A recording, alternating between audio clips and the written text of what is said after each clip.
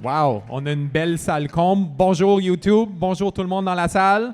On est vos maîtres de cérémonie pour l'après-midi. Je m'appelle Yannick Beauvalet et je vous présente mon ami. Stéphane Keys, bonjour tout le monde encore. My name is Stéphane Keys, je suis un journaliste. I'm a journalist here in the nation's capital, and we're very excited to be here as your MCs for this afternoon. Firstly, we want to congratulate everyone who is in attendance. 20 finalists representing communities from right across the country have made it here today. You know, it was 2 years ago when the Prime Minister first announced the Smart Cities Challenge, and 200 submissions from communities right across Canada were made. Again, we are down to 20 finalists, and there are $75 million worth of prizes up for grabs. So give yourselves a round of applause. Thank you, Stéphane. First, I would like to begin by acknowledging that the land on which we gather is the traditional, unceded territory of the Algonquin and Nishnaabeg people.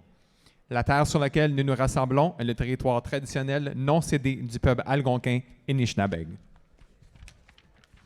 So this is how the day is going to work. The members of the jury, there's some of them who are in the room, they certainly had a very tough job, but we're going to hear from all of the finalists today. We're going to start with 5 presentations for the $5 million prize category, followed by a very quick break, so don't go too far. Then on to 10 finalists in the $10 million prize category, and there will be 2 winners from that category. This will be followed by a short panel discussion on the Smart Cities experience. After that, we welcome the 5 finalists in the $50 million category, and we'll take a quick break and reconvene shortly after. That's a nice packed afternoon of very, very interesting, very mentally stimulating presentations from all of these communities that have done phenomenal, innovative work. First, though, we'd like to start by hearing from our Deputy Minister of Infrastructure and Communities, Kelly Gillis. And as the Deputy Minister is making her way to the stage, we just want to acknowledge that it has taken a lot of hard work to nurture the Smart Cities Challenge from an idea to the remarkable gathering of talent and innovation that we're seeing here in the room today. Again, there are people joining us via live stream. Thousands of people are watching live on YouTube right now. We want to welcome them in the room as well. And we're here to celebrate the finalists and winners, but also to acknowledge the team working very hard behind the scenes at Infrastructure Canada.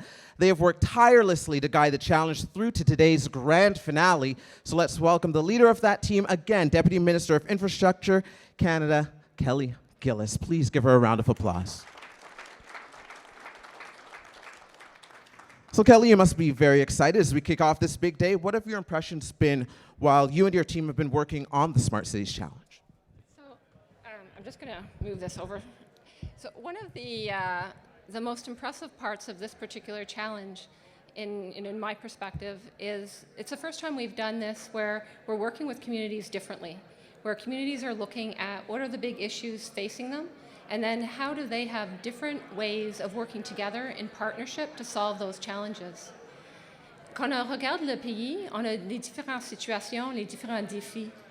Et chaque communauté a regardé qu'est-ce qui est important pour eux autres et comment on peut travailler ensemble dans une façon assez différente pour résoudre les problèmes.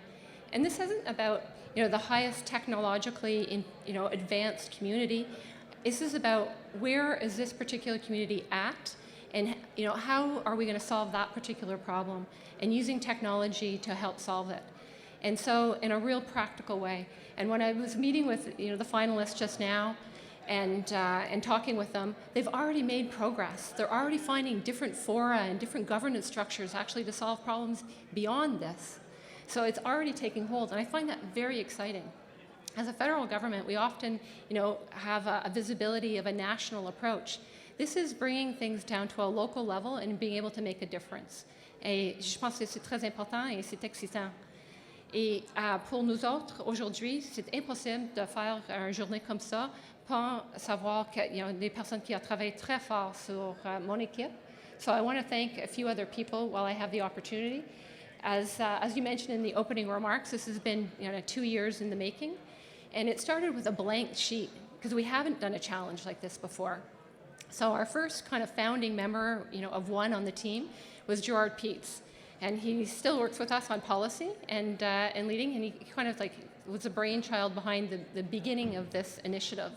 And then he handed over to Jenny Tremblay, who's our Director General on the team, and her kind of fearless execution and her creatively dedicated team allowed for this to happen. So I hope you enjoy the afternoon. We've got our 20 finalists. We've got hundreds of people coming.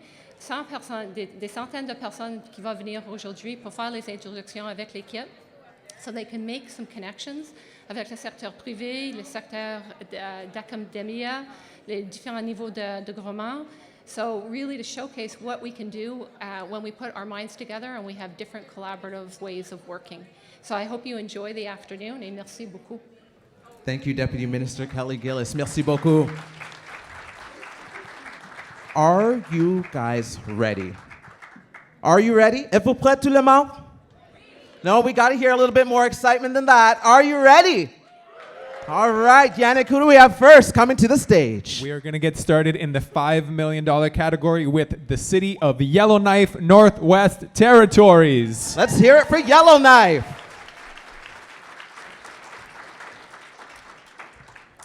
Thank you very much. So how can a remote, small community like Yellowknife best use technology, heritage, and the natural environment to improve the lives of our residents and those that visit the place we call home? This is the main question that we sought to answer throughout our Smart Cities journey. Our journey started with the goal of reducing light pollution and making it easier to connect with the beautiful Aurora Borealis. And from these simple beginnings, it has evolved into so much more. By implementing smart technology into our streetlights, we intend to turn them into beacons for sustainability. Taking the humble light post found in every community across our great nation and embedding smart technology in it, the possibilities are endless. Yellowknife, a city that is connected not just to the land and water, but to the breathtaking celestial spectacle that's the Northern Lights, will use the Smart Cities Challenge to bring residents and tourists closer to the natural environment that surrounds them, while at the same time streamlining services and offering a glimpse into the future. Equipped with dimmable capabilities and motion sensing technologies, our smart streetlights will reduce energy usage and bring back the dark sky to our city, all the while maintaining a safe environment for everyone. Tourists come from across the globe to witness the spectacular lights and beauty of Yellowknife nights, and our economy is intricately tied to their sense of adventure and wonder. This innovation will make the Northern Lights more accessible to all. And that's just the start. Our smart streetlights will be equipped with the sensors whose purpose is to optimize infrastructure and improve service delivery. Every year, a number of property owners are affected by frozen pipes that have burst. Smart sensors will allow us to take proactive action to address this. We're expecting the same smart type of smart technology to find its way through our entire infrastructure, catching failures before they occur, and keeping our residents updated on municipal services. From there, the sky's the limit. Much like the apps on your smartphone, these sensors and technologies exist for anything you can dream of, and they can be added to, adapted, changed, and improved as technology advances, so the Yellowknife remains on the cutting edge well into the future. Our winters are dark. On the winter solstice, the sun comes up at 10 a.m. and sets at 3 p.m. While some see darkness as a void, we see it as an opportunity. The smart streetlights, rigged with customizable and cutting-edge tech, will also attract the most adventurous in the fields of IT and engineering. Any technology that's employed in the North means that it must be able to withstand the extremes that make our home reputable. Innovation will attract more innovation, and Yellowknife will become the go-to place to prove your worth. And the project's already delivered in many ways. For starters, 2 of our pilot projects are now operational and proving to be successful. Our geofencing project has allowed us to reach out directly to residents through an app on their phones and update them on the latest news and information at key places in town. We have also implemented a 10-street pilot project on School Draw Avenue. School Draw Ave, for those who haven't been to Yellowknife, is a street that essentially marks the edge between the city's heritage Old Town, and its modernized downtown core. The synergy of the old and the new seem together now by this innovative technology. The project wouldn't be what it is today without our strong community partners. So on behalf of the city, I'd like to thank the Yellowknives Dene First Nation, Northland Utilities Limited, Ecology North, and White Architecture for all of their incredible work on this project. It's been an informative and educational journey to this point, as we are constantly discovering new technologies and developing new ideas, and this is just the beginning. As we continue transforming our streetlights into a beacon of sustainability for our community, we will also be making Yellowknife a beacon of sustainability for our country. Thank you. Merci beaucoup. Masicho. Thank you very much, Yellowknife. Now I'm just going to spend more time staring at the sky, I think. We're now going to call on our next presenters, le Conseil des Mohawks d'Akwesasne. Mohawk Council of Akwesasne.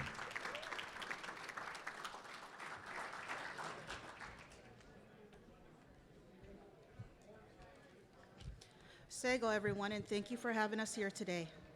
Our goal of the Smart Cities Challenge is to reduce new cases of diabetes in our community of Akwesasne to the rate of the Canadian average. In First Nations communities across Canada, diabetes is an epidemic. And in Akwesasne, our rates of diabetes are 3 times that of the Canadian average. During our journey, we laid out 4 pillars of focus, including improving approaches to community wellness, the incorporation of holistic Indigenous practices, improved wellness, the incorporation of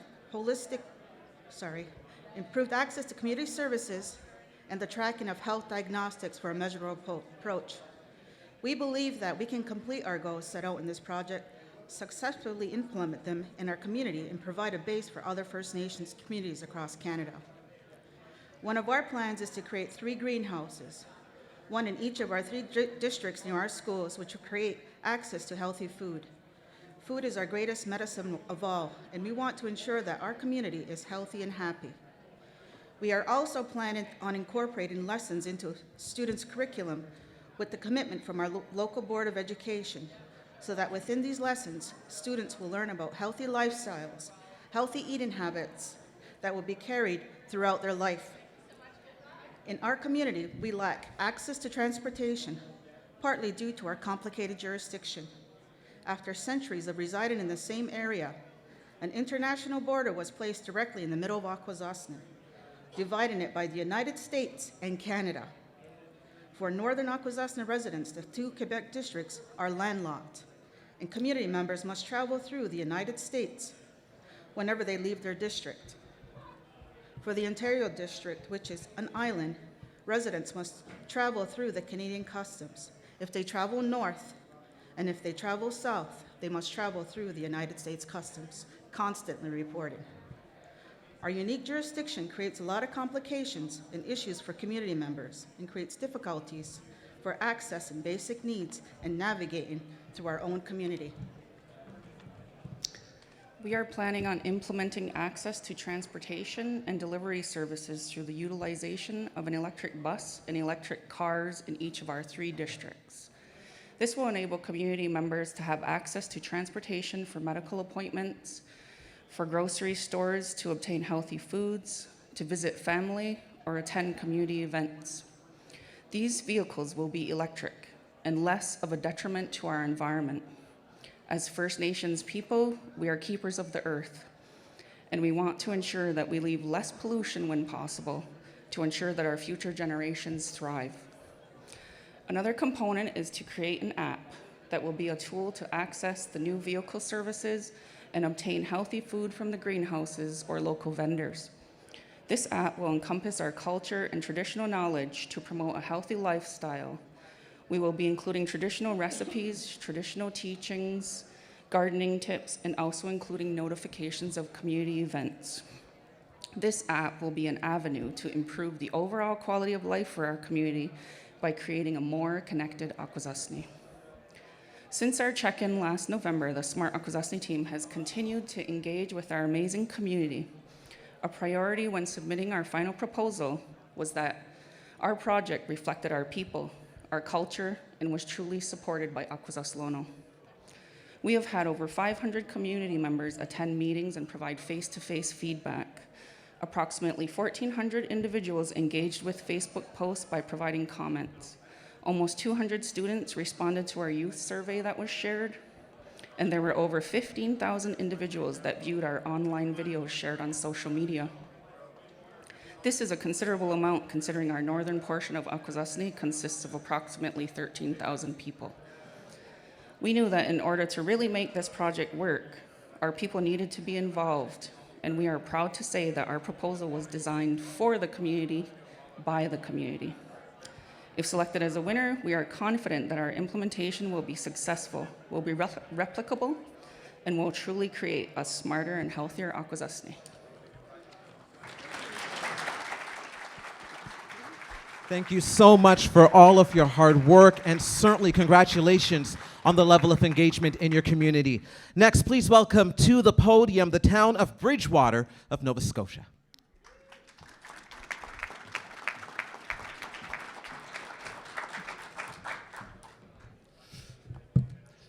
Good afternoon. How do I summarize our plan in less than 5 minutes? I could, in essence, with just 2 words: life-changing. Bridgewater is a town of just over 8,700 people, and we are one of the fastest growing towns in Nova Scotia. For the last decade, we've worked to become greener, more sustainable. But like many communities from coast to coast, we're a town with older infrastructure and housing stock. The combination of inefficient homes and a high number of lower income earners means that upwards of 40% of our people are living in energy poverty. Our situation, however, is not unique. Add to this the fact that energy prices are on a steady increase everywhere, and the impact, especially on those already marginalized, will not only be a growing issue in our town, but in every community in our province and in our country. We know we must act immediately. To this end, we developed the Community Energy Investment Plan, a 30-year clean energy pathway which modeled an 80% reduction in greenhouse gas emissions by 2050 through neighborhood retrofits, community-scale energy systems, as well as clean and active transportation. After much work, this became the community's vision for energy transition. It became Energize Bridgewater. Energize Bridgewater also demonstrated that clean technologies can finance themselves through returns generated from energy savings, energy production, and become a large economic generator through employment opportunities. We also shifted our vision to now see energy security as a fundamental need. The Smart Cities Challenge enabled our town to design a new model of municipally led, accessible and affordable energy management services for our community's most vulnerable residents. Our energy poverty reduction program would dramatically improve housing, transportation, and community services, driven by a self-financing investment program excuse me, and a coordinated access system, all powered by connected technologies. It is designed to empower citizens by giving them energy management capabilities through smart cities approaches. Now, I could list a lot of facts and figures and statistics and research as to why Energize Bridgewater should win the Smart Cities Challenge, but it truly comes down to one thing, and that's people. We know the issues, energy poverty and climate change. We have a solution to reduce both, and that's Energize Bridgewater. Standing before us is a chance to do what few ever have, and that's to have a transformative impact in the lives of thousands of people in a single generation. Energize Bridgewater isn't our dream to possibly one day lift our people out of energy poverty. It will accomplish that. It's the timeline that's actually impacted by what happens here today. The Smart Cities Challenge becomes a $5 million investment in our plan and in our planet. For our community, winning the challenge means tackling energy poverty in 1 generation or 2.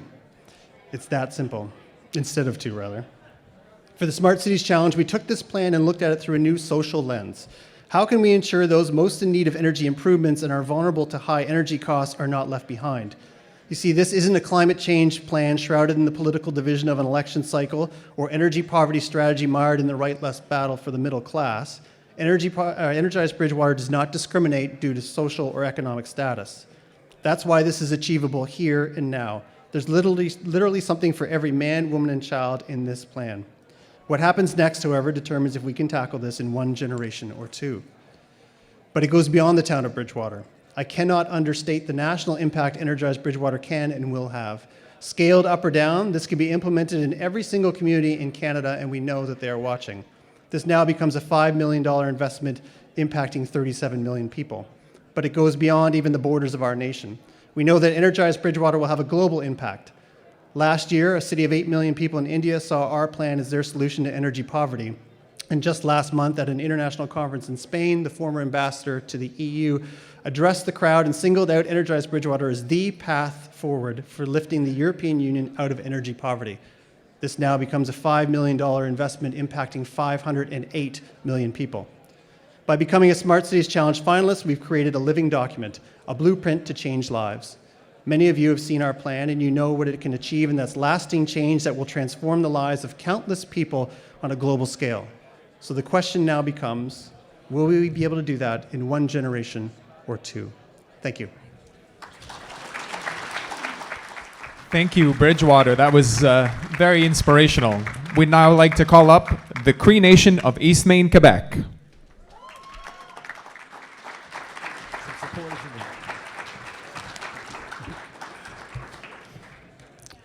Thank you.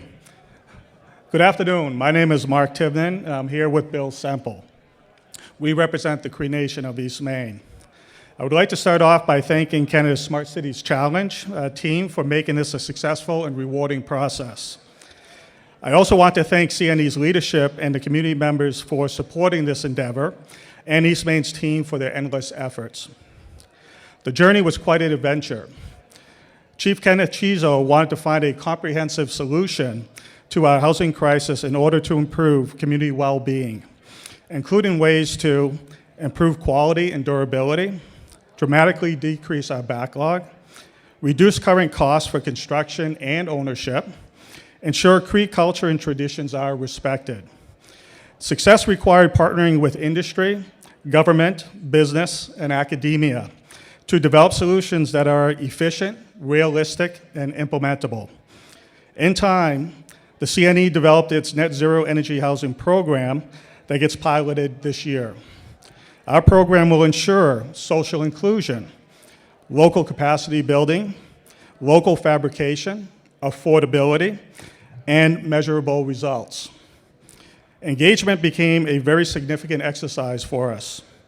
I give you architect Bill Semple to talk about his experiences. Yes, our engagement process built upon the Cree tradition of consensus building and bringing all voices together. Community assemblies, housing forums, Cree cafes, meetings, and house visits were all utilized. In January and February 2018, we held a series of workshops and a housing forum where proposed prototype house designs were shared and the net zero energy housing program was discussed. In June 2018, upon the announcement of the SCC finalists, we finalized the designs of our housing prototypes and initiated plans for our net zero energy retrofits. The process continued through the summer of 2018 when the decision was made, in order to address the needs of a young handicapped man in the community, to design an accessible house and make that the first house that we would build under the net zero energy program. We engaged an experienced net zero energy builder and energy modelers to assist us in refining the building system and the technologies, and to confirm the net zero energy status of the accessible house and the sixplex. In December 2018, we had a builders forum bringing together local builders, tradespeople, inspectors, and representatives from the material supply chain. When the SCC finalists were announced, the CNE was approached by the universities of McGill and Concordia, both who expressed interest in carrying out some research on our program.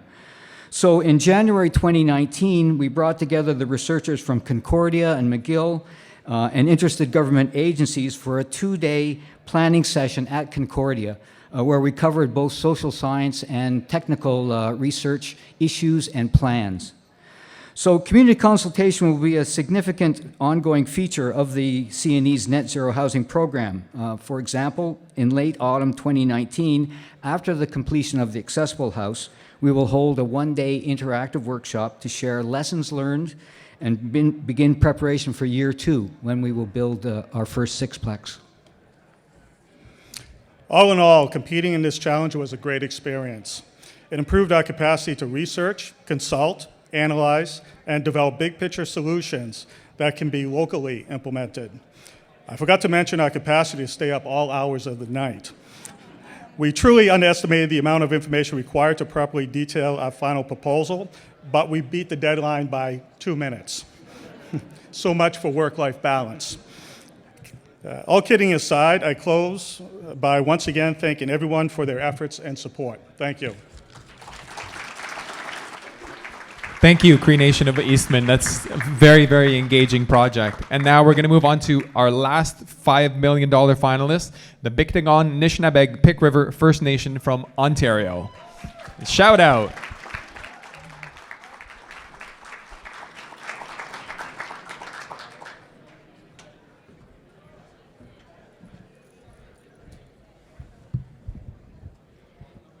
Good afternoon. On behalf of Biigtigong Nishnaabeg, I'd like to say miigwech for the opportunity to be here, the opportunity to have this wonderful experience. Our smart cities journey has been transformative. It has strengthened Biigtigong by bringing us together to reshape the vision for the future of our community. One of the greatest outcomes of this entire process is that our community has embraced technology as a means to achieve its vision. For us, our smart cities experience has confirmed that technology is the only way to revitalize one of the most necessary components of our existence, the essence of our being, our traditional Anishinaabe language. It is through technology, immersion, and taking personal responsibility for our lives that we will move from our current state of having one fluent speaker left in our community to once again hearing our language resonate in our playgrounds, in our schools, and in our homes as it should be and as it should always have been. Our community has a greater understanding and appreciation of STEM fields and the importance of building the necessary infrastructure to ensure our future leaders are properly equipped to take care of our world. Our Smart Cities proposal facilitated merging the most important sacred parts of our ways with the modern world, bringing our children to the center of our world. Through this process, we have experienced the influence and importance of leadership. From our youth to our parents to our schools and elders, each of them making successful, meaningful contributions to the growth and development of their community. I would like to acknowledge the leadership and vision of this man standing next to me. He is a humble man who works alongside his people, and we are standing here today because of Duncan, who is a father, a grandfather, a community member, an individual who shares this world with all of you. And he also happens to be our chief, but that's secondary to all those other wonderfulness. So with that, I'd like to introduce you to Chief Michano. Biigtigong.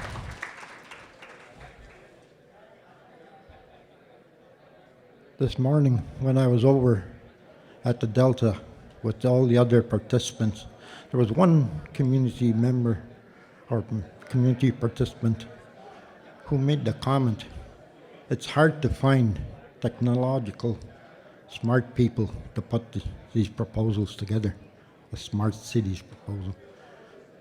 Well, I'm inviting you now to come along the journey with Biigtigong.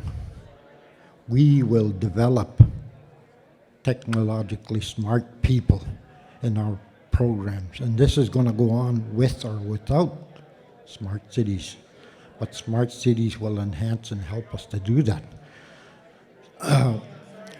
I look into the future and try to see where things are going technologically, and I see things moving at such a pace that it's difficult for people to keep up and keep abreast of what's going on. So we have to start teaching our kids. We have to put that in our schools, and that's what we're doing. We're going to put it in our schools right from kindergarten right up to high school. We will start on code.org right in kindergarten to grade 6. In grade 6, they'll start doing some minor coding using Tinker. By the time they're in grade 7 and 8, they will be going into robotics. So we want to make sure that our kids have the background to live and work and succeed in the technological age. Things are moving fast, and we got to keep up. We got to teach our kids Miigwech.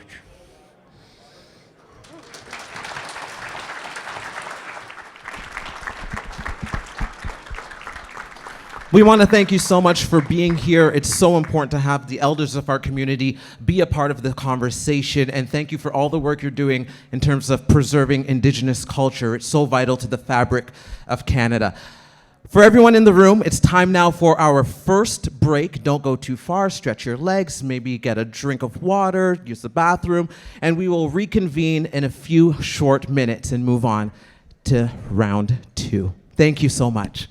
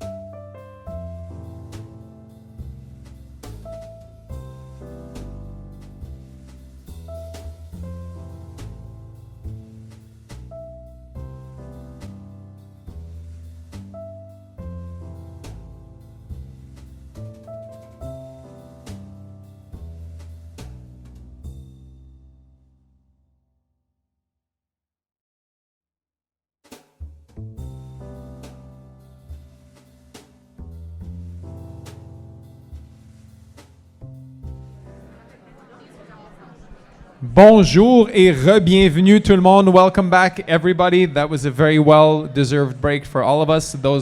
That first round of presentations was quite, I don't know, almost emotional for me, I would say. We're now going to be attacking the second category at $10 million. That's right. We will be selecting 2 winners from this category. And we also want to acknowledge that there are thousands of people from right across the country joining us via live stream. And you can join the conversation, everyone in the room and everyone watching. Talk about it on social media. The hashtag is Smart Cities Canada.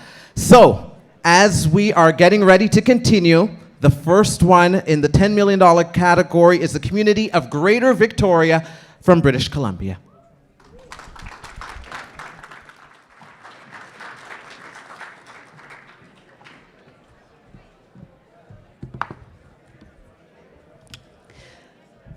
Bonjour tout le monde. I want to begin by recognizing that we are here on the unceded territories of the Algonquin and Nishnaabeg people, and that wherever we come from in Canada, we come from Indigenous territory. I live on the homelands of the Songhees and the Esquimalt nations, and our region covers the homelands of the Pakwachin, Malahat, Sakum, Sayout, Skeena, and Sartlip nations. I tell you this because it's important for me to acknowledge the homelands even while I'm away. But I also tell you this because it's part of our story of who we are at the South Island Prosperity Partnership that's responded to the Smart Cities Challenge. We are 10 First Nations, 10 local governments, 3 post-secondaries, 7 industry associations and nonprofits, the public library, and 25 major employers. We are the Prosperity Partnership, and our Smart Cities proposal aims to ensure that everyone in our region has the hashtag freedom to move. And if you want to follow our hashtag freedom to move, please do so, and you can also check out our Smart Mobility Manifesto. So we believe that everyone needs to have the freedom to move, but we also profoundly believe in equity. And so we're starting with the 3 groups that have come up as the most marginalized and in need of the most support through transportation and mobility freedom: Indigenous students, isolated seniors, and newcomers to the region and the country. Just to give you one example of one of our projects, we learned through working with our First Nations partners that Indigenous students living on reserve are sometimes not getting to class at all, are getting to class late because they don't have good transportation options. And so one of our projects is to create Indigenous microtransit on demand. It will be an Indigenous-run worker co-op where Indigenous people will learn to drive small buses, and then rides will be batched, kind of like Uber Pool, so that the 10 reserves around our area will have transportation by Indigenous people for Indigenous people. That's just one of our projects that will make sure that all of our residents, and particularly Indigenous people, have hashtag freedom to move. We are a small region in a very big world, and that's why we've already formed relationships with cities around the world who are working on similar problems. We've partnered with the City of Montreal, who's in the $10 million category. We've partnered with Columbus, Ohio, who is the winner of the Smart Cities Challenge for the United States. And maybe a bit surprisingly, we've also partnered with Shanghai, again, a city at a very different scale, working on similar problems.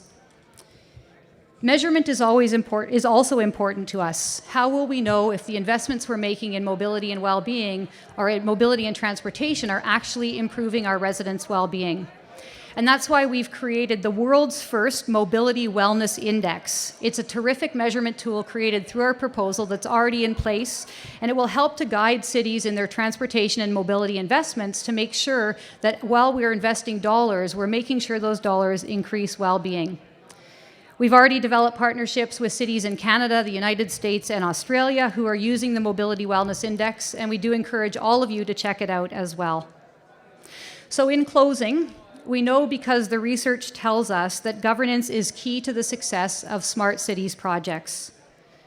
We are the Smart South Island and the South Island Prosperity Partnership. We existed before the Smart Cities Challenge launched because we knew that working together in our region to create a strong economy was both more possible and more fun if we did it together. The Smart Cities Challenge has drawn us even closer together. It's made us stronger. It's focused our energy and our collective talents and efforts on the challenges in our community that are most pressing.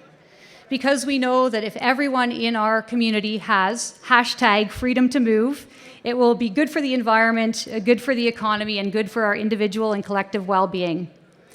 We're honored to be here, and I can tell you from spending the morning with the rest of the contestants that whoever wins this contest, Canada will be a better place for it. Thank you so much.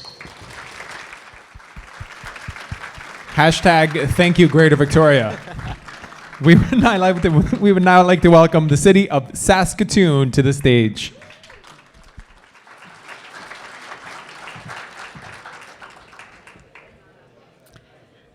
Thank you. Saskatoon is part of Treaty 6 territory and homeland of the Métis.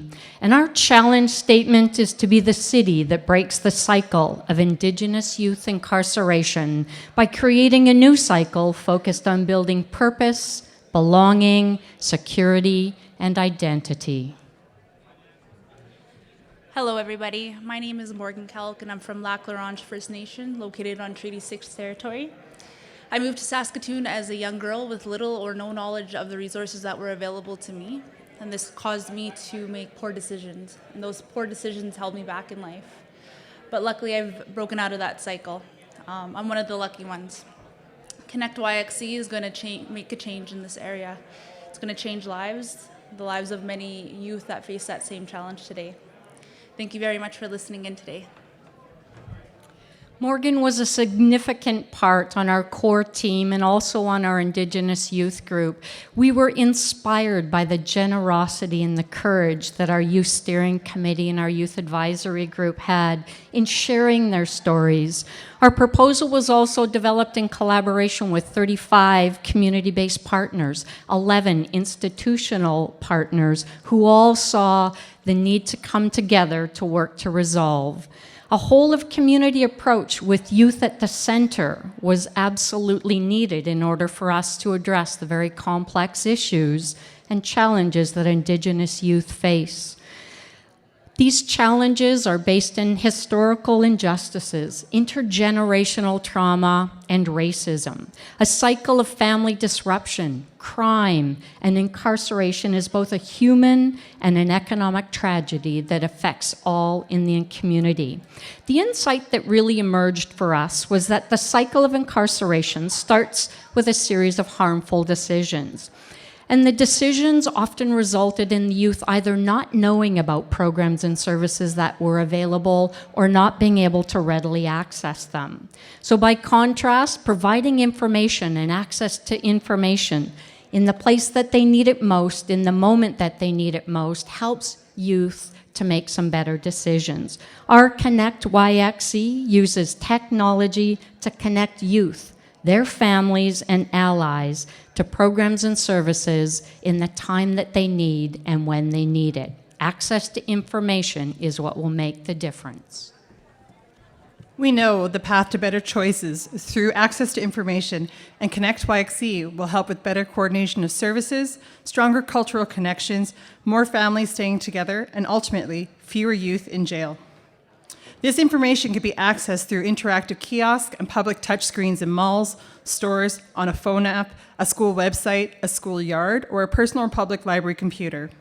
Connect YXC supports collaboration among partners by creating a repository of data of all relevant programs and services available throughout Saskatoon.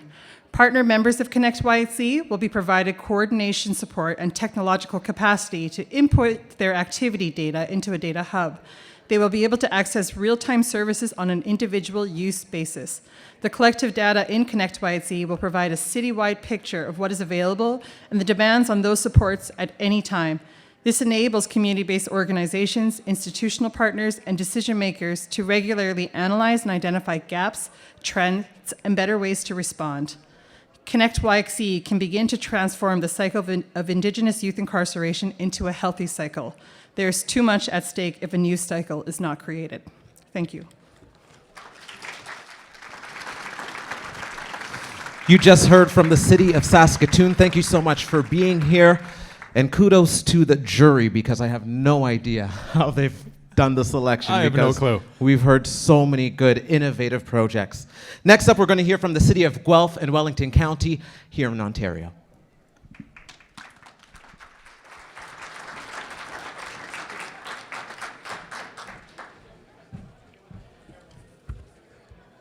So good afternoon, everybody. It's certainly our honor and privilege, and we're pleased and it's a privilege to be here today to present our submission. And thank you for your attention, and congratulations and good luck to all the other finalists in the room with us today. In Guelph and Wellington County, 1 in 6 families is food insecure. Nationally, more than 8% of households can't access the food that they need. The cost of healthy food has increased 27% in just 8 years, and the average Canadian income growth in that time has been in the single digits. That's a big gap. And yet, in Canada, we throw away about 1/3 of our food. That's 1/3 of our food, and that translates to nearly $1,500 per family per year. These are sobering numbers, and we know a change is needed, a systemic change. Guelph and Wellington County have long been a place where food problems are solved. We have a proud history in Canadian food innovation that dates back for more than a century. We're home to Canada's top agriculture and food university. There are over 1,600 food businesses in Guelph, Wellington, as well as innovators on the cutting edge of food process and clean technology, and so much more. And so the Smart Cities Challenge has been a welcome invitation for our communities to come together, to work together, to find solutions to these big problems. So we asked ourselves, what do we want for Guelph Wellington's food landscape for the future? What can we do about it? How can data, emergent technology, and a lot of really smart people make it happen? From those discussions, our food project was created. It's a vision for Guelph Wellington to become Canada's first technology-driven circular food economy. It's a vision for all Canadians. We imagine a food system where everyone can access nutritious food, where nothing is wasted, where the impact on the environment is minimal, where food experts and entrepreneurs can come together to tackle our most complex food challenges. That is our food future. Our vision is ambitious, it's courageous, big challenge usually is.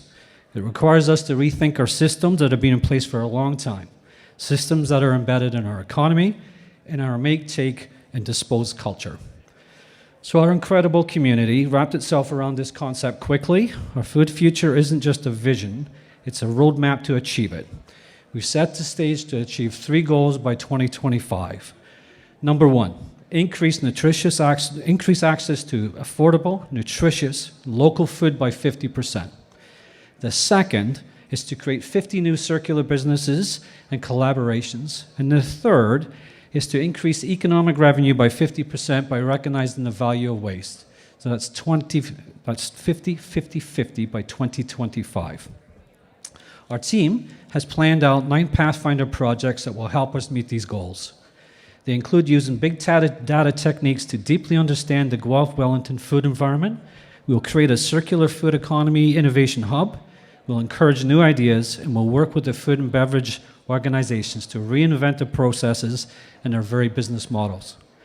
Technology innovation is crucial to our vision. It supports innovations in agriculture. It helps us spread the word and build awareness. It'll allow us to connect with each other across all levels and areas of the food economy. So what's exciting for us is that we haven't even won the Smart Cities Challenge, and already partnerships are being forged. This is a community challenge. It will take a community to solve it, and our community, quite frankly, is ready for that. But the benefits aren't just local. We're hoping to create a roadmap for circular food systems around the world. We'll create resources and best practices that we can share with other communities like the ones represented in this room today. So we're just getting started. We can't wait for what our food future will hold for all of Canada. Thank you very much. Thank you very much, Guelph and Wellington County. I think I might move there because I have 2 teenagers who are going to eat me out of house and home soon, and that sounds like a great project. That said, we'll welcome our next finalist in the $10 million category, the city of Richmond, British Columbia.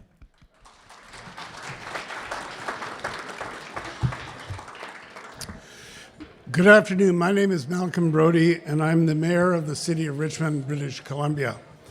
As a finalist in the Smart Cities Challenge, Richmond has developed a 5-year plan to address the ever-increasing demands posed by climate change.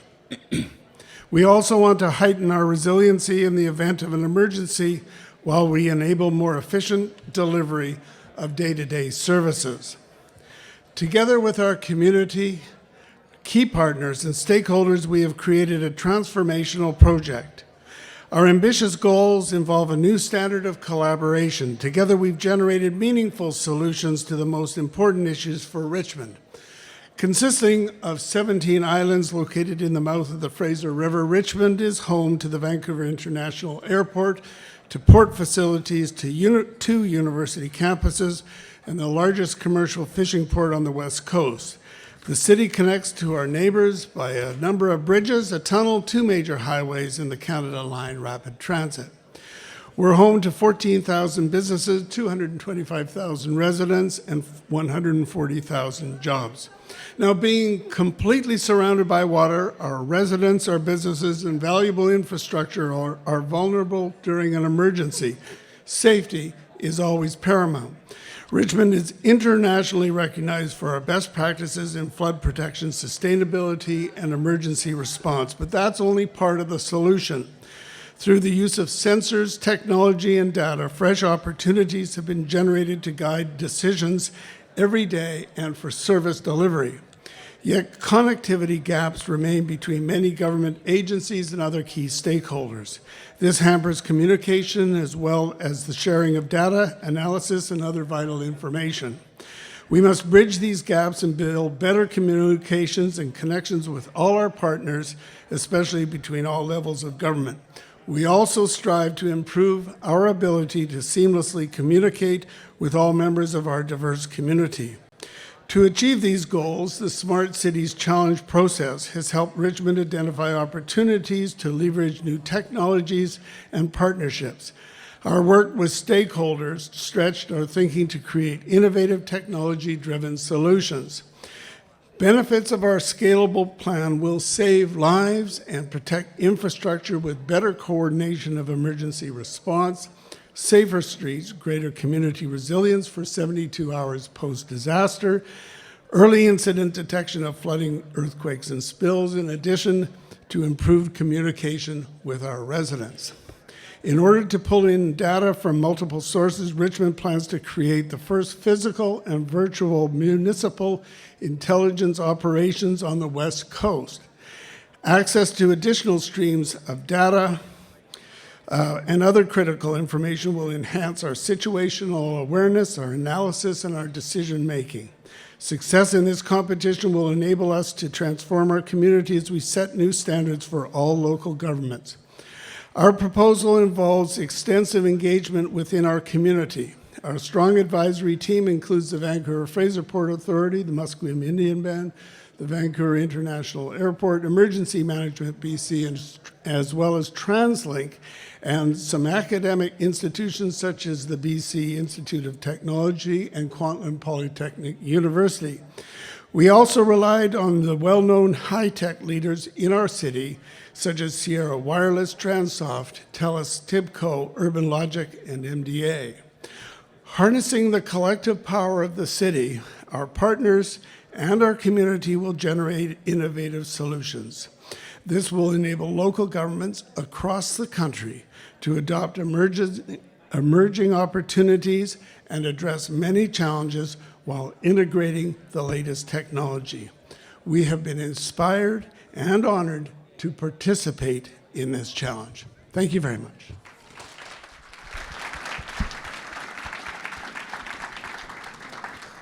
Thank you so much to the City of Richmond, BC. And as you said, data collection is so key to everything that everyone is doing, but it can also help save lives.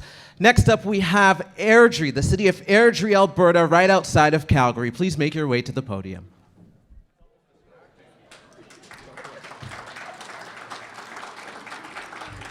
Good afternoon, ladies and gentlemen, fellow Canadians.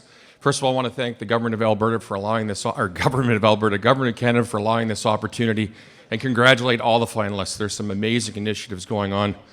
Airdrie is a city of 70,000 people. We've doubled in size in the last 10 years. Words that most aptly describe us are young, vibrant, innovative, creative, passionate. But a key to our success is our generosity of spirit, time, energy, money, and our innovations. And that's what we bring to the table. Our proposal, if we're successful, I guarantee you two things. The first is your investment will be sound and it'll benefit the residents of Airdrie and the surrounding area. And secondly, it'll benefit all Canadians. Thank you. Hello, my name is Leona, and today I'm here to share with you our big, hairy, audacious goal. Our proposal it proposes to enable all in our community to be involved in this very, very good initiative. We will use technology to allow individuals and families to access the information, resources, and people that they need in our community, in our own local community, to make better choices about their health for themselves and their family. And in doing so, we will increase healthy life expectancy by 3+ years over the first 5 years. So information is so key in order for us to do this goal, and so we'll need information about all aspects of health. So health is more than just the time you're spending with your doctor or the time that we look at to do diet and exercise. It's about everything. It's about the people we spend time with. It's about our financial well-being, about our home, about our surroundings. And so what we want to do with our technology is actually provide the information to individuals about all those aspects of health so they can make the decision that they need, connected with the people they need to connect with, and have the information they need to make the right decisions to make the healthy choice the easy choice. But so the technology, it's an enabler, it's a means to do that. It's the first step to do that. I'm Jill Iverson. For our HealthSmart technology to be successful, we need to engage with every single community member. In order to build a technology platform that's flexible enough to meet the needs of every individual, no matter their economic status, their ethnicity, their abilities, or any other different kind of groups that we have in our city, we will go out to the community and we'll talk to them in person or online or however they want to engage with us and ask them what they need and how they engage with technology so that we can build something that people want instead of building something and then convincing them that they want it. The momentum's already building. We're seeing a real shift in our community about looking at health as not just health care. And we've done that through the engagement we've done to date. But changing habits and behaviors takes more than just technology. Thanks, Jill. Indeed, HealthSmart Airdrie is a piece of a bigger puzzle. With blue zones and technology, together with the existing healthcare system, we are seeing, as Jill mentioned, a shift in the community and how people view their health. In fact, what we're about to engage upon is the biggest single community engagement of health ever in Canada. It is replicatable, it is scalable anywhere in Canada, as I mentioned. And healthier people means more efficient use of our healthcare resources. In some places where this has been done throughout the world, that can lead to a cost reduction of as much as 30%. Evolving a whole community mindset takes more than one organization.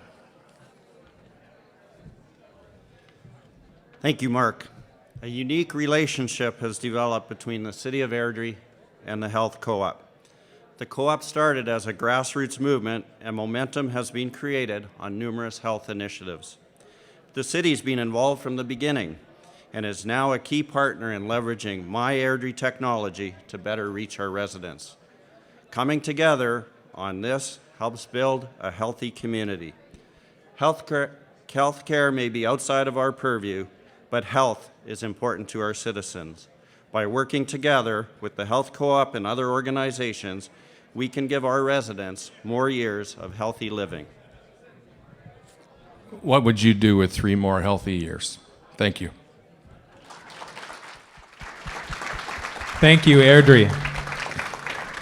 That'll be a quick little wrap up for our first 5 finalists in the $10 million category. We're going to take a quick break and we'll reconvene for the final 5 finalists in the $10 million category. Thank you.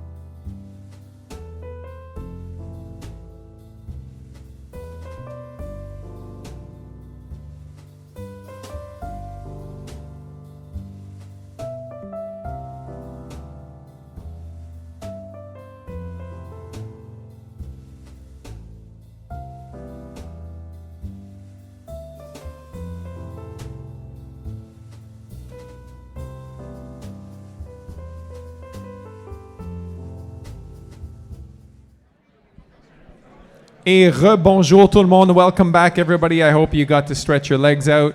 We're getting into the final stretch of the afternoon. We've got some great presentations left to do.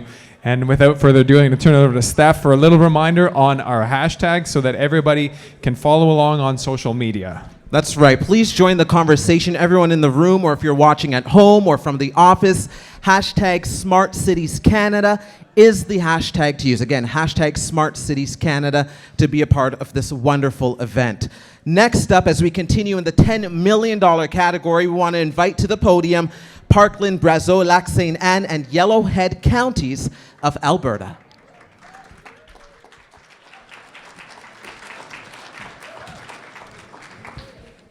Hi, everyone. First off, I want to start by, on behalf of Parkland, Brazeau, Lac Saint Anne, and Yellowhead County, I want to thank Infrastructure Canada and the jury especially. We heard this morning that the jury read something like 8,600 pages, so my hearts go out to you. Our project was all based on agriculture. We're 4 communities that all touch each other, and when you put us together, our population density is about 10 people per square kilometer, so we have some challenges. So we created a project called Agora, and Agora is essentially a virtual hub and community that solves wicked problems that happen in agriculture. So it gives us a meeting place, and for us, it's about the fact that our region is about to embark on a path to tackle all those problems. Some of the pieces that we came up with were connectivity solutions, improved food production, succession planning, rural safety, just to name a few. We know in our region that agriculture is a true economic sector. We hear a lot about in Alberta about oil and gas and other areas, but we know that agriculture is prime. So we had the opportunity to work with over 55 stakeholders throughout our process, as well as community members. We had an amazing design team that came to the table, and we said, here are some of the problems, and they helped us drive solutions throughout the whole process. And we really learned that there is a place for disruptive technologies in agriculture.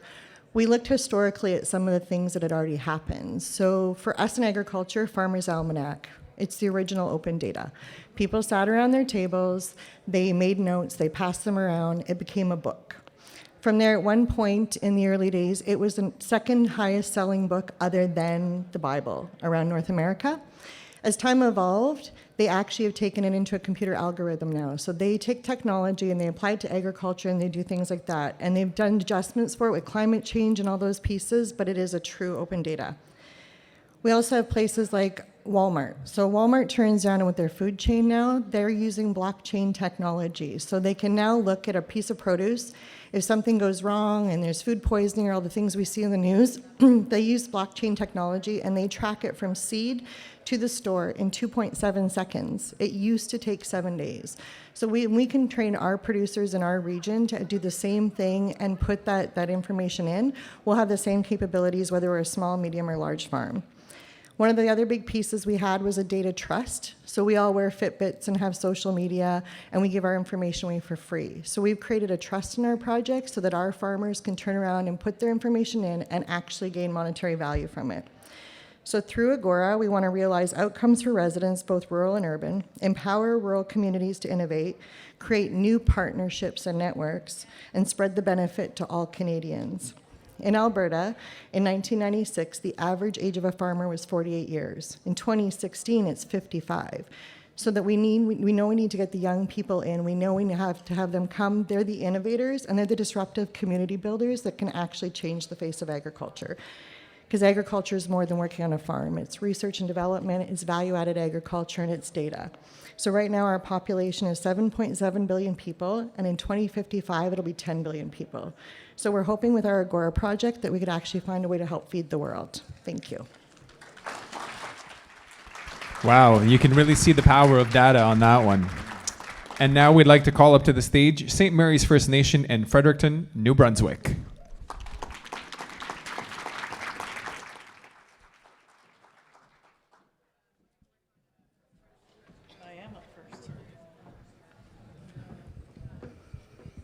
Quay. My name is Penny Polches, and I'm Chief Counselor of St. Mary's First Nation. The city of Fredericton, with a population of 58,220, is one of only a few urban cities in Canada to have First Nations community in the heart of its community. As my chief would say, it's like Fredericton is a suburb of our community of St. Mary's First Nation. Yes, that is true. Right, Mayor? So St. Mary's First Nation is one of 6 Wolastoqey Maliseet Nations communities in New Brunswick, actually on the planet. So we're a very unique individual First Nations of the Wolastoqey. We're people of the beautiful river, and that's where we are situated between. That's what divides the south and north of Fredericton, which my colleague here lives on the south side. So I'll pass it on to you there, Mr. Mayor. Thank you, Penny. And last year, the City of Fredericton and St. Mary's decided to partner on the Smart City Challenge because we were facing mutual challenges and because we knew there was a lot of benefits to be gained through the partnership. And we took a real collaborative approach. We invited over 40 people from 20 organizations to sit on the mayor's on the Smart City Task Force, and consisting of thought leaders, entrepreneurs, academics, social agencies, and nonprofit organizations. Penny? Yep. We're a good duo, aren't we? We're gonna run out of time too. Whoops.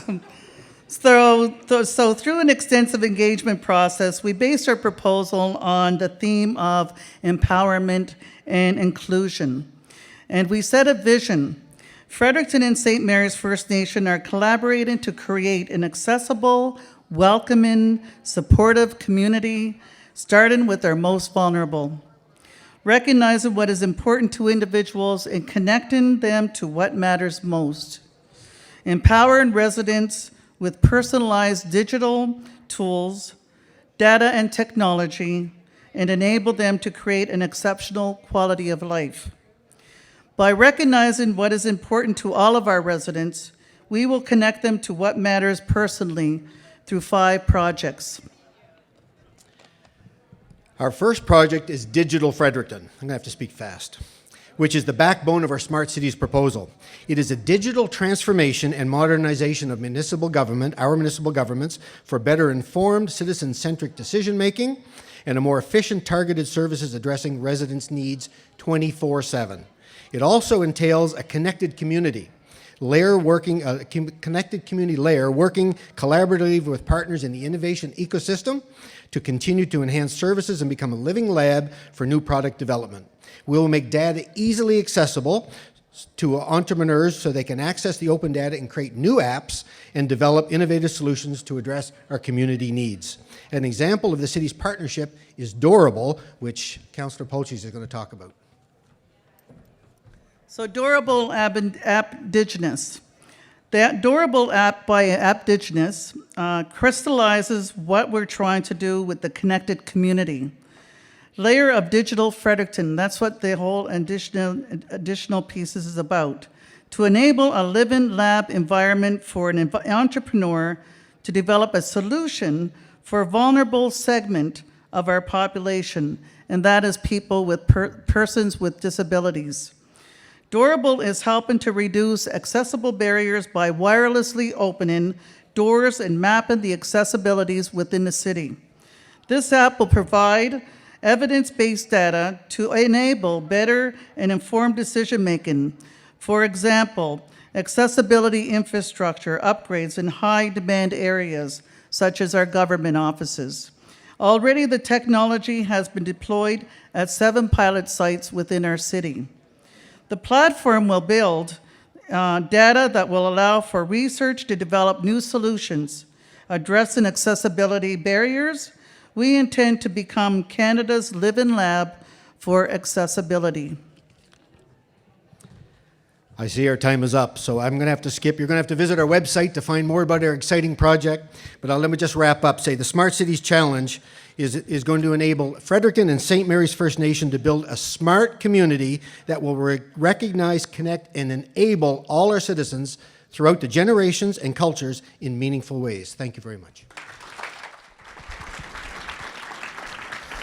And thank you so much for being here. We love seeing the dynamic between you two and seeing the collaborative efforts live and direct.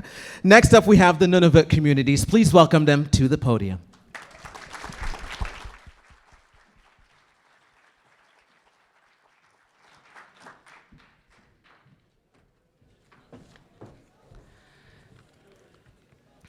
Hi, everybody.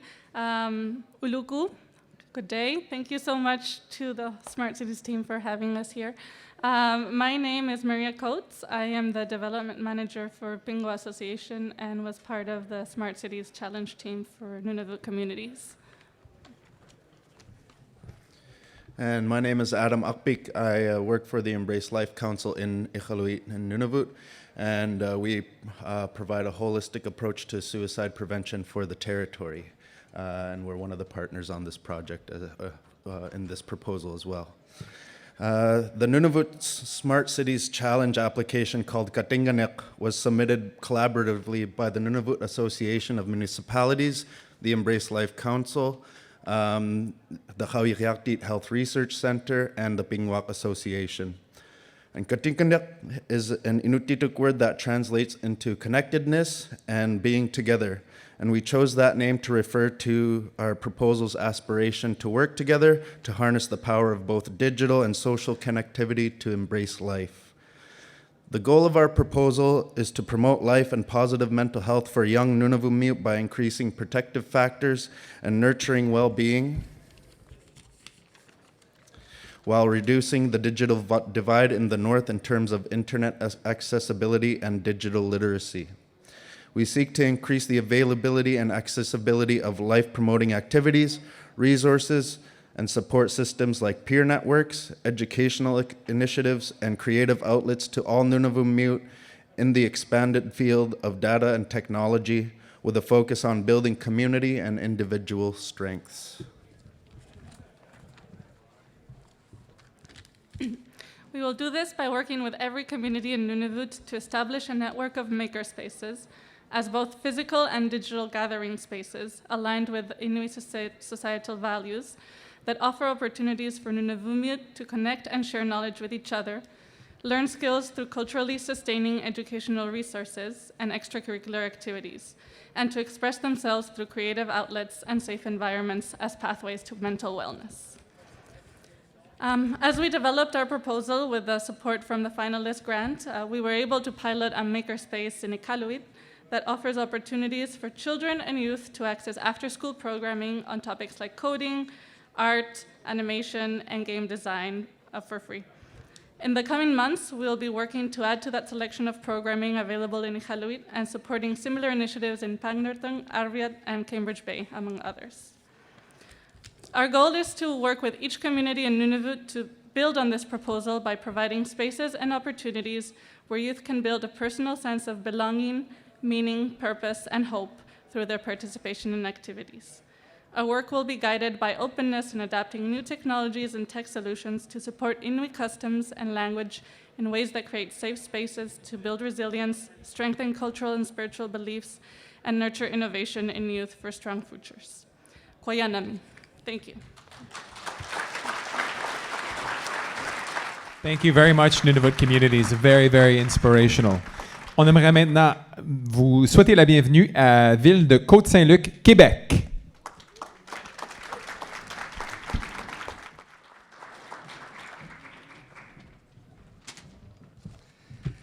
Well, thank you. Thank you to Infrastructure Canada and to the Government of Canada for allowing us to participate in this project.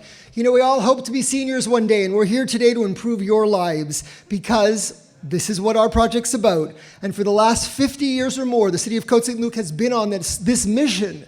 We have one of the only volunteer organizations for emergency medical services with over 100 volunteers. We have volunteer citizens on patrol with over 100 volunteers and special programs for our seniors, including a drop-in center for people with dementia. In our community, over 30% of the population are seniors. And the prediction for Canada in 20 to 30 years is that's where we'll all be in this great nation. So we are a living lab for the future of Canada. And we want to protect the 1 in 3 people in our community that live alone as seniors.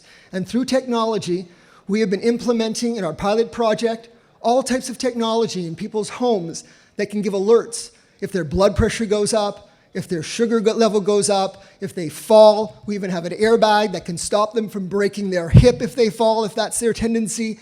There's all types of technology, even a pill box to make sure that you don't forget to take your pills.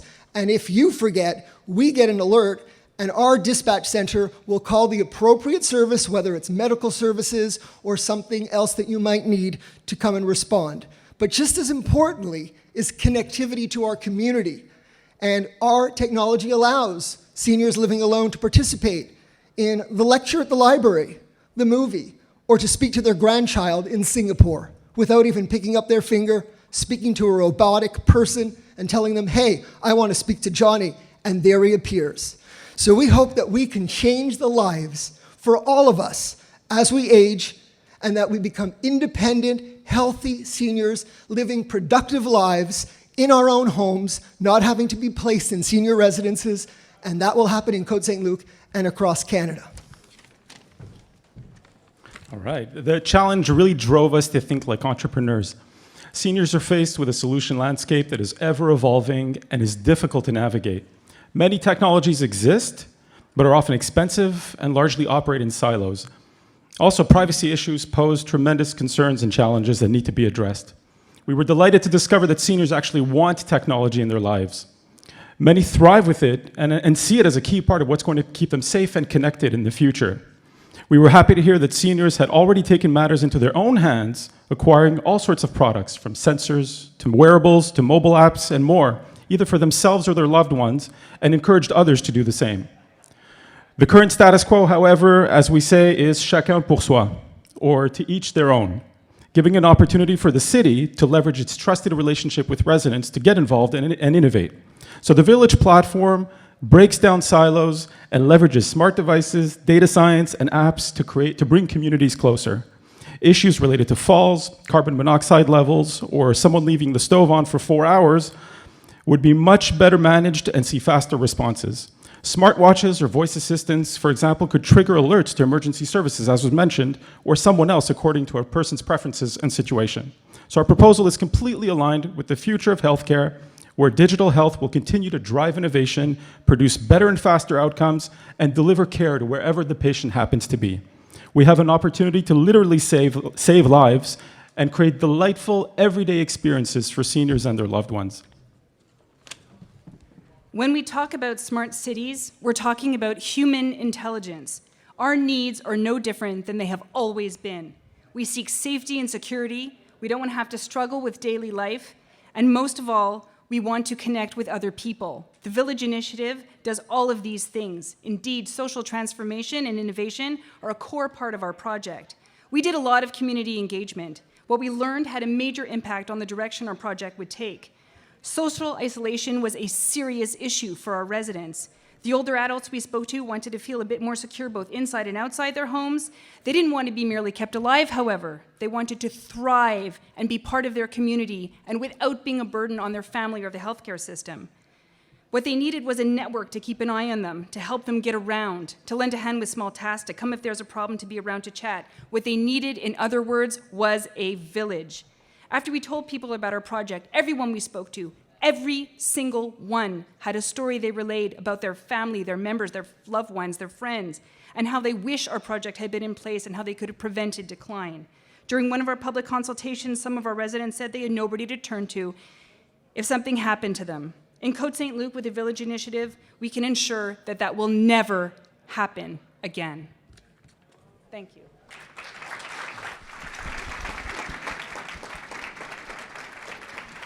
Merci beaucoup, Ville de Côte Saint-Luc. Your passion is infectious. Bon chance. Next up, Town of the Pas, Opaskwayak Cree Nation, Rural Municipality of Kelsey, Manitoba.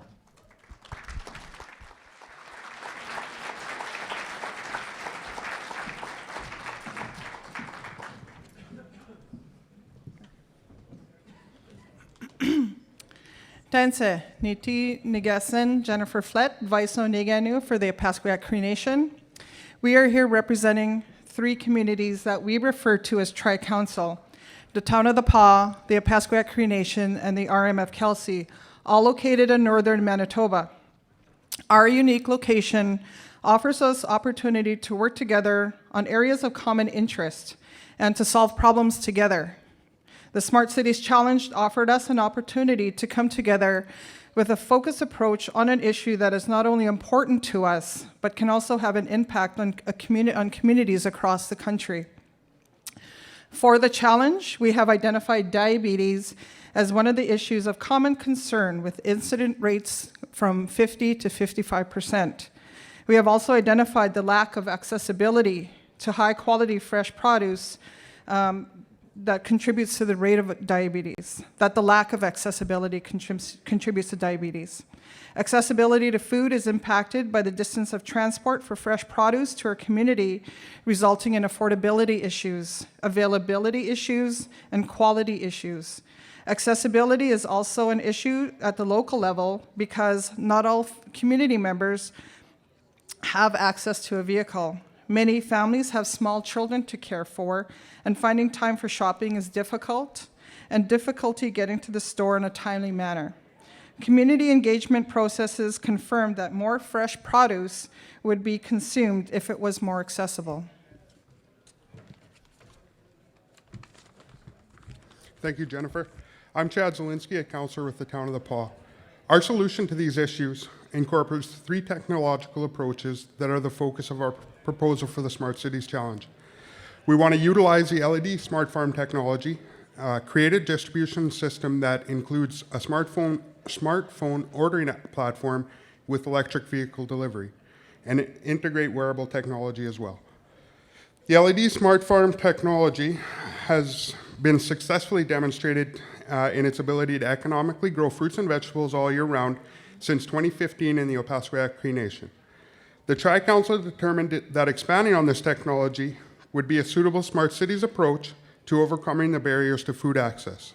This approach promotes local food growth and food sovereignty, a right that we choose as important to us. The smartphone distribution system has 2 parts. It provides community members with an interface to access the goods, and it also works with the electrical vehicle distribution system and provides direct-to-door delivery. And the final part is the wearable technology, and it's to provide a biometric feedback study which will demonstrate the relationship between healthy eating and physical biometrics such as blood glucose levels. By introducing this feedback system among community members, we hope that it will increase community members' knowledge about the link between food choices and diabetes.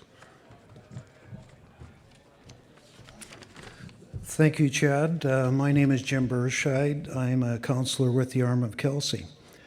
The reasons we should be selected as a winner are as follows. Our project is transformative. We use connected technology to facilitate the growth of food. We connect community members to their food source using wearable technology, which provides an insightful correlation between dietary choices and health outcomes. The project is scalable and adaptable to any part of Canada.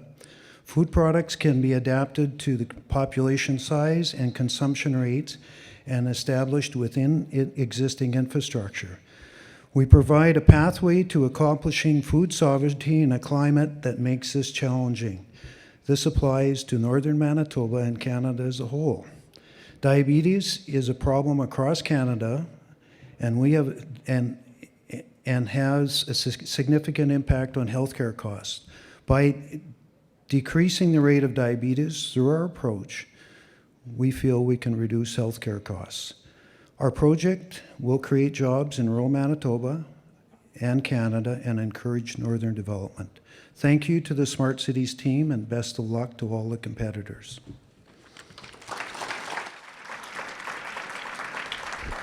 Thank you to the Tri-Council for that great presentation. We're now going to mix things up a little bit. We're going to be introducing Jenny Tremblay, the Director General of the Smart Cities Challenge, who is going to be hosting the Smart Cities Experience panel.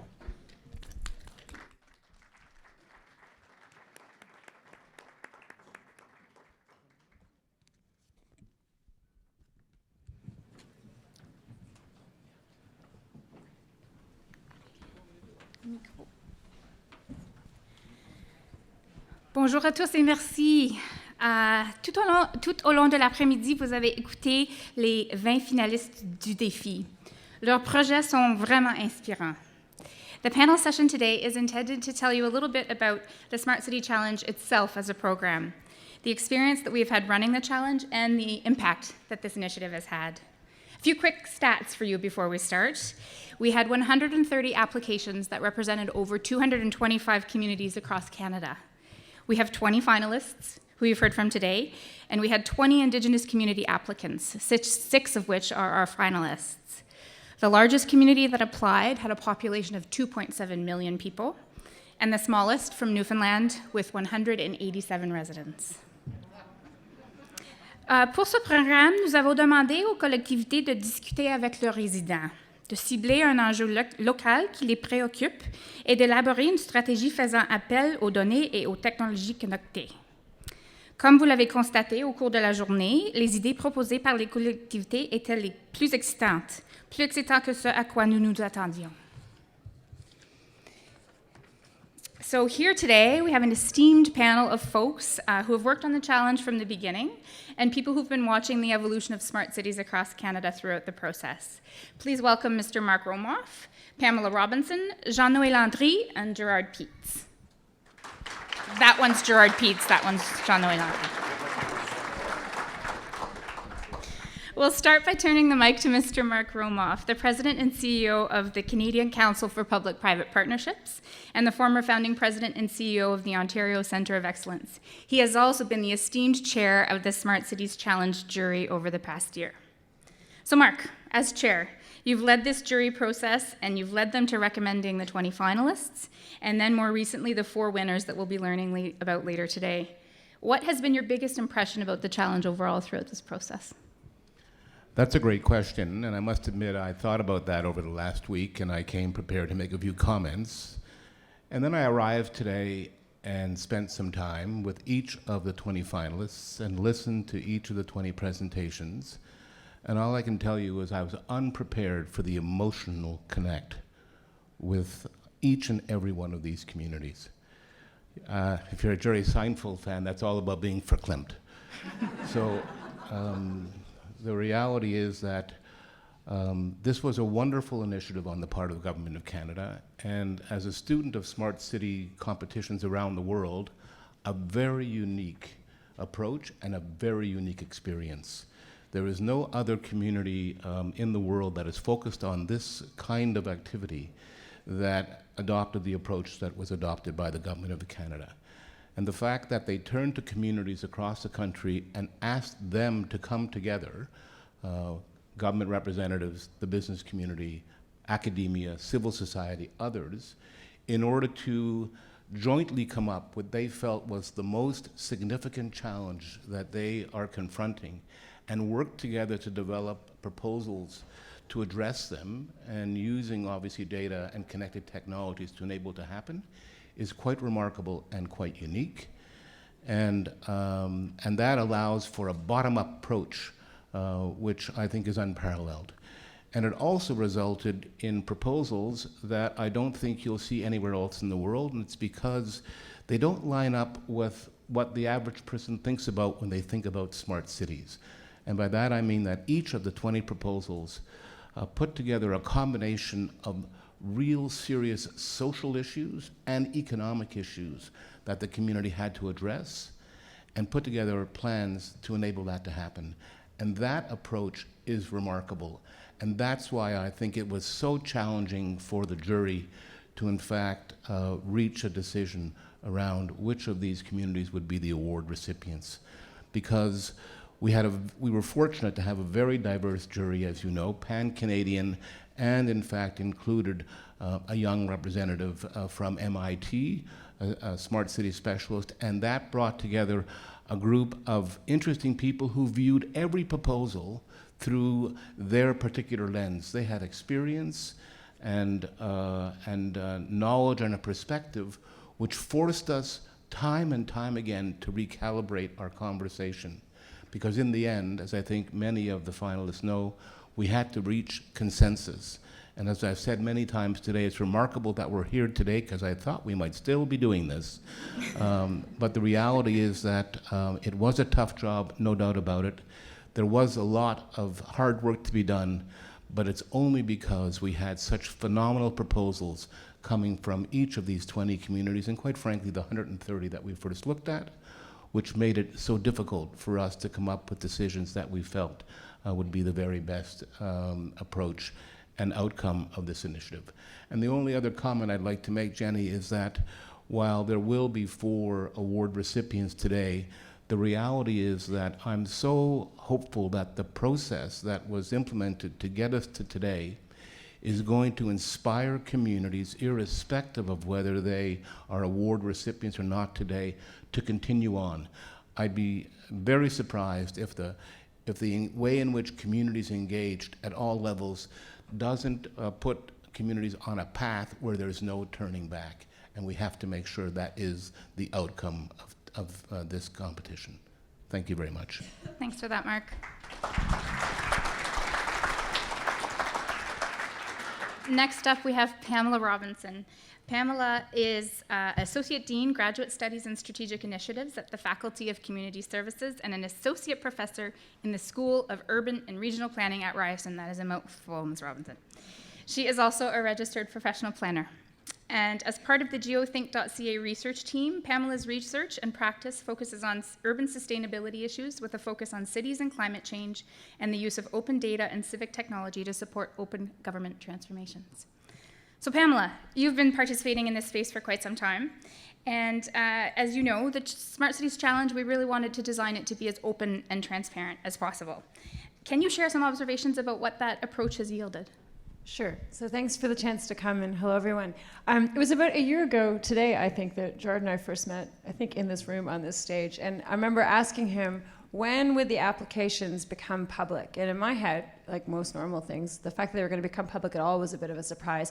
And when you told me that they were going to be public before the decision was taken by the jury, I was shocked, because that was so unheard of. So this idea that the applications came in and like 10 or 14 days later, they were up online, was unbelievable. And so what it meant for me as a researcher with a team of graduate students is that in addition to the jury, the students that I work with read all 130 applications. And so it provided this amazing learning opportunity for them, but it also created this great well of research opportunity for us to start to ask questions about what Canadian smart cities look like. So by sharing the applications, we found some interesting things. One is that it's really clear, and you can see it in the celebration next door, but even in the broader pool of 130 applicants, is that in Canada, smart city technology is not one size fits all.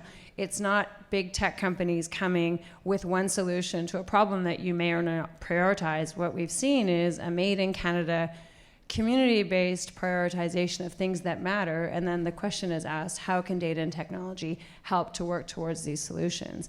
And not all of the problems and not all of the solutions singly rely on technology. There are other infrastructures built around them too, and so that made it really interesting. I think what we also saw is that smart cities, just aren't a thing that big cities do. There's amazing plurality in the applications, and there's also really interesting differences in the kinds of issues that the challenge started to focus on. I predicted in the beginning, and I was wrong, that I really thought we'd see a lot of applications, for example, that focused on climate change. And there was a lot more focus on inclusion and making sure that people felt connected than I would have expected from the beginning. And so the proposals weren't quite as technocratic or environmentally focused as we might have thought, and that was interesting too. I also think the thing that was really interesting about the openness of this process is that we saw involvement of people who may not necessarily be involved. So a few of the really strong proposals had really big roles for public libraries, for example, and the public library was both a convener but an active partner in starting to make things happen. We saw almost every community in Canada that has a civic tech group, they were involved in this kind of process. Some people turned to institutions like mine to get help, but there were other smaller entrepreneurs involved too. So it wasn't just the big old same players doing the big old same things, but lots of really interesting new Canadian grassroots community-driven work. And so the openness of the applications allowed us to start to see that, but it also gives people reference points to go to. So if in round 2 people want to start to think about what could they do, they could, for example, find other communities who share similar interests. And so people, for example, who wanted to connect seniors better, Maybe in round 2, we'll have 5 communities who aren't neighbors team up to do something focused on seniors. We don't know. I mean, round 2 will be really interesting to see, now that this is all public, what will people choose to do together. Thanks. Thanks for that. Jean-Louis. Et maintenant, nous avons Jean-Noël Landry, le directeur général de Nord Ouvert, un organisme à but non lucratif de données ouvertes au Canada. Nord Ouvert travaille avec les parlements, les gouvernements, les médias et les organismes à but non lucratif et appuie les initiatives de technologie civique. M. Landry a récemment cofondé le réseau canadien de la société civile pour un gouvernement ouvert. M. Landry, la question pour toi. Vous nous présentez un point de vue externe supplémentaire et vous travaillez avec des collectivités de partout au Canada. Bon nombre de celles-ci ont participé au défi. Que peuvent apprendre les communautés les unes des autres en matière d'approche axée sur les villes intelligentes? Merci beaucoup et merci beaucoup pour l'opportunité d'être ici aujourd'hui. On sent l'énergie, c'est pas souvent qu'on a la chance de faire une présentation et que les gens sont littéralement sur le bord de leur siège en attendant comme une annonce comme aujourd'hui.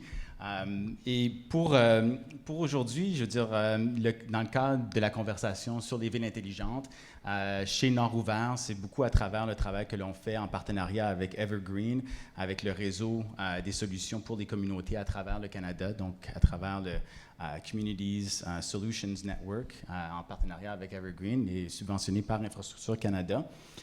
Et ce qu'on voit, et pour réitérer un peu ce qui a été dit, c'est en fait le lien entre la compétitivité et la collaboration.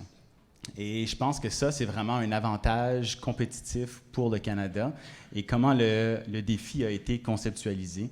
Et on le voit à travers plusieurs exemples non seulement la vision, mais comment on a vraiment intégré les gens et les communautés locales dans le développement des initiatives et des propositions. Je vais faire mon canadien et je vais switcher en anglais, juste pour peut-être pour le reste ici.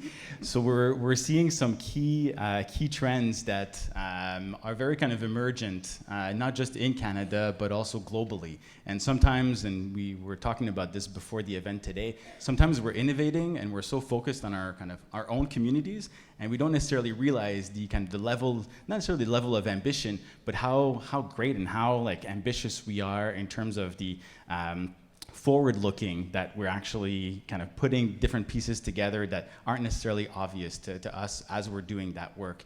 And I think we're seeing a lot of examples of that. And if you look at key trends on, maybe take 4 different topics on data or governance or software and hardware and people and engagement, these are really kind of emerging trends in the kind of open smart cities kind of trends in Canada, but also internationally.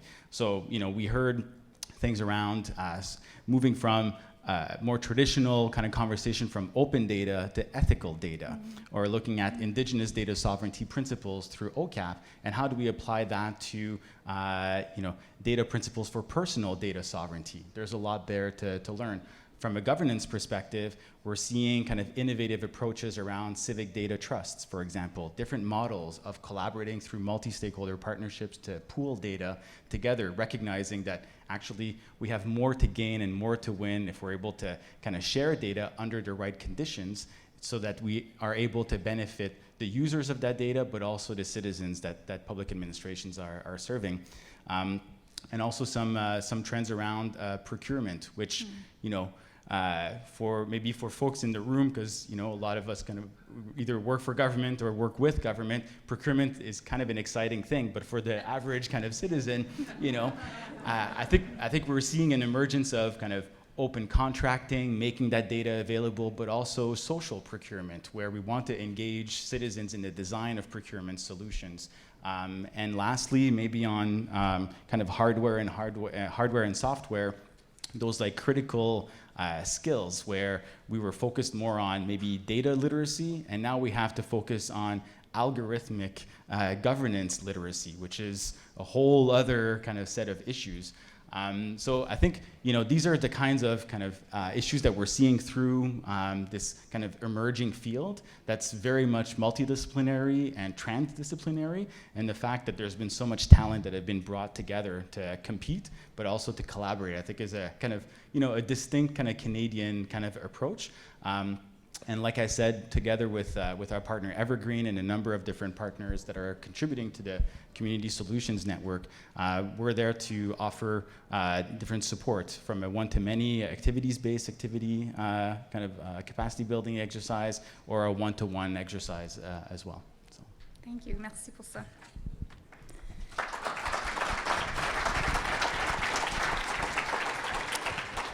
And now to Gerard, my boss, and the man behind this program. He was, as the deputy talked about in her opening remarks, he was responsible for the early days of the design of the challenge. And I can imagine is very excited to see you all here today, despite how nervous he looks. I'm kidding, I had to get him. So Gerard is the ADM of the Policy and Results Branch at Infrastructure Canada, and was, again, person zero upon the launch of the program in 2017. So Gerard, what were you hoping to see when you designed this thing, and what are your reflections now that you're here today with all these folks here, and especially all of our VIP finalists? Well, for starters, I think it's just a posture thing. I have really bad posture, and so if I'm sitting in front of a bunch of people like you, I'd like to try to sit up straight. Okay. But if it comes across as nervous, there's a bit of that too. First of all, I think the word that's going through my mind is gratitude. Thanks for the intro, and not only that, but thanks for all the work you've been doing in terms of running this. It's been such a wonderful process to see, and as I gradually distance myself from the process that's really begun. And I see the jury over there with big smiles, all of the finalists today. I mean, today really is about the finalists. This is a day where, you know, we kind of hear the stories, where we really kind of understand from their own words what they've already begun. And so, you know, just gratitude for all that, as well as all the folks, including folks right here up on the panel with me who've had just a real contribution, you know, in some cases volunteering, in other cases sort of taking the ball and running with it in terms of creating value and a sense of community around what we're doing in the Smart Cities Challenge. But when I kind of, you know, think about the early stages, in some of my early conversations, I should mention the Honorable Amarjeet Sohi, who was Minister of Infrastructure and Communities, who has now been succeeded by François-Philippe Champagne, who are really kind of providing the space for this and the direction and the leadership. And I first met Minister Sohi. He reached across the table and shook my hand. I'm like, you know I'm a bureaucrat, right? And he said, remember, a smart city is a just city. And that's really kind of stuck with me. And I think that everything that we've done in the process to try to emphasize inclusion, to try to emphasize ground up ideas, to try to be empowering rather than directive is really because of that. And so I think that, you know, there's a lesson. There's some policy people here. There's some federal people in the room who, you know, show up at work every day and develop policies and programs. There are for sure municipal people watching on Facebook and or YouTube and some here in the room, as well as provincial people. I think that what we can all kind of learn from this process is that you don't have to control everything in order to get value. You can sort of step back and you can give people a platform to be great, and they'll do it. And so I think that's kind of the biggest lesson. And we're seeing it now in the wonderful finalists that we have. It's a step in the road for each finalist. It's not the end. We'll have 4 winners, and we'll have 16 people who have started things that are too valuable to stop. So those are my thoughts.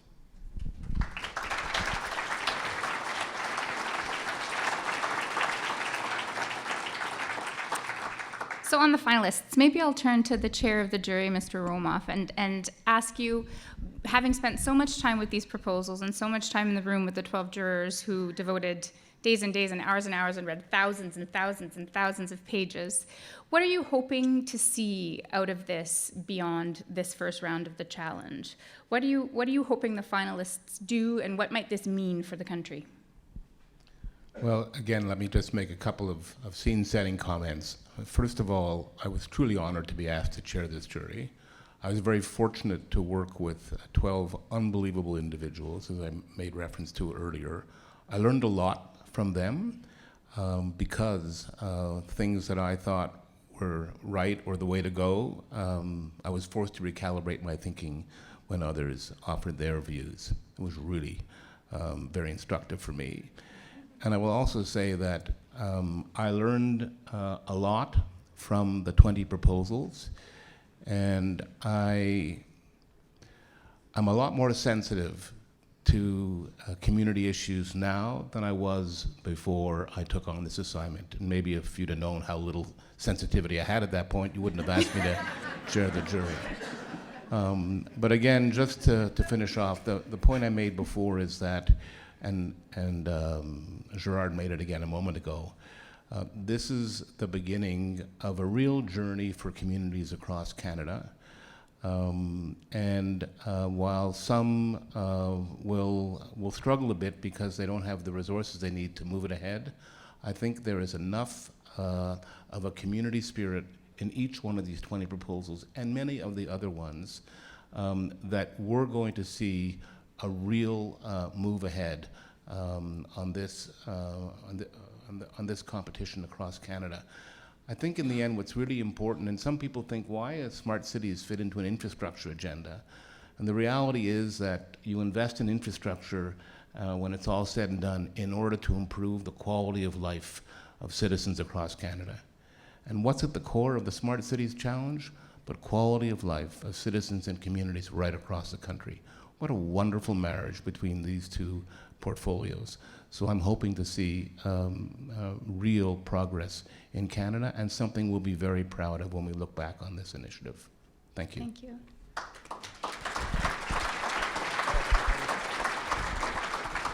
Pamela, I'm going to ask you a quick question. Gerard, did you want to jump in? No? I was just noticing that you get applause every time you open your mouth. So, and I'm also impressed at how brief you've been, so that's it. That was it. Pamela, I want to ask you a less funny question about the role of academia in working with communities and specifically with the finalists and what you see as the art of the possible here. Well, I think that moving forward, I hope one of the things we'll see is that there's even more partnership between communities building applications like this and institutions like mine.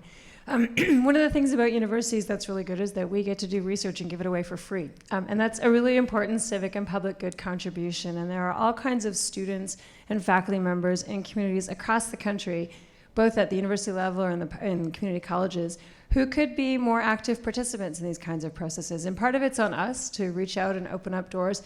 But if you're thinking ahead to doing this kind of work, remember that you have educational partners, and not just us, but there are also high school students and public school students who could be more active participants as this kind of work moves forward. I think the other important role that we can play is that if we're doing our jobs right, we can provide an arm's length second perspective on the work that's done. I've really enjoyed the interaction between my research team and your department, for example, and we've learned a lot from each other, and it's been nice to be able to share research and progress with your organization. And you know, we're doing some work with Open North and Evergreen too, and so I think there's more room to grow there too over time. Thanks. Jean-Noël or Gerard, what is uniquely Canadian about the challenge? Well, I think it's what I said in French a little bit earlier. It's that the mix of collaboration and competition that we're finding that's really kind of coming out of a competitive advantage of a Canadian model, and also different models of kind of leadership that kind of lend themselves to this kind of values-based approach to smart cities. And when we look kind of across the board from coast to coast to coast or internationally, there's really something that's kind of distinct in Canada. And in a typical kind of Canadian way, I think we're kind of maybe sometimes a little bit too humble to kind of claim that credit that we are, you know, actually kind of really striving for something that's great, and the level of collaboration and cooperation between partners in different levels of government, I think is really, you know, to our honor. So let's keep that going. Gerard, last word, 30 seconds. Okay. What's Canadian about this? We've got people who care. People who care have come up from, we've got both oceans, sorry, all three oceans. We've got all across this country, the prairies, Ontario, Quebec, Atlantic Canada, the North, BC, and you know, and everyone speaks the same speaks the same language. On dit parle la même langue. Je ne sais pas si c'est une expression en français, mais pas la même langue, mais the same language, you know. And I think it's a community that we really hope continues. As I mentioned before, today's a step in the road. I want everyone to, who's been involved to stay involved. I really hope that happens. To follow the journey of the people who implement these great initiatives, whether or not they do it with our money or not. And for those of you who are from other federal departments, work with these people. They're fantastic. They've shown it today. They'll continue to show it. And that's what's Canadian about this. Thank you very much. Thanks to the panelists. Un gros merci.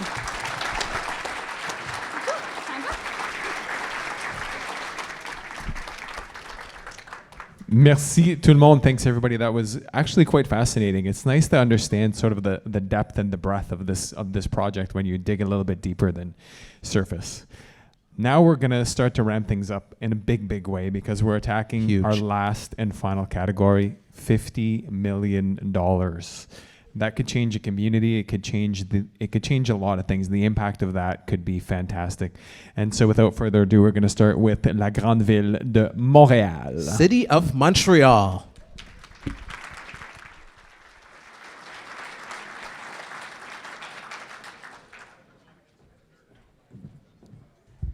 Bonjour à tous. Merci d'être présents et je veux aussi prendre quelques instants pour remercier nos partenaires à la ville de Montréal et les gens qui nous ont aidés à faire le projet. Je sais que beaucoup nous regardent aujourd'hui. C'est grâce à eux que le projet que l'on a déposé était, à notre avis, aussi emballant et aussi intéressant. Au cours des 18 mois qui viennent de s'écouler, on a vécu un long chemin et c'est vraiment grâce aux partenaires qu'on est arrivé à faire quelque chose pour les Montréalais, mais aussi par les Montréalais. Une vaste majorité des projets que nous faisons sont portés par des partenaires, par le milieu institutionnel, par des groupes communautaires, par le milieu académique. Et c'est vraiment ça qui est important pour nous. C'est d'être capable de dire qu'on va le faire ensemble. Suite à des consultations citoyennes et à des tests de co-création, on en est arrivé à partir d'un tableau blanc, à arriver avec des projets structurants en mobilité et en accès à l'alimentation. La mobilité, on en parle tout le temps, il faut comprendre que c'est quelque chose de structurant pour les villes. La façon dont les villes fonctionnent dépend en partie de la mobilité. C'est un facteur important du succès économique des villes, mais surtout et avant tout, c'est un élément important pour la qualité de vie des citoyens. Pourtant, aujourd'hui, on a l'impression que tous les outils existent pour résoudre ces enjeux, mais beaucoup de villes encore vivent avec ces problèmes, Montréal comme beaucoup d'autres. On a décidé de fonctionner selon 2 axes. Un premier axe qui est sur du structurant à grande échelle. C'est ce qu'on appelle notre projet de mobilité intégrée. Il va permettre de passer d'un mode de transport à un autre d'une manière transparente. Transport en commun, vélo-partage, autopartage, covoiturage et toutes les approches de mobilité innovantes qui arrivent, qui pour l'instant travaillent chacune de leur côté.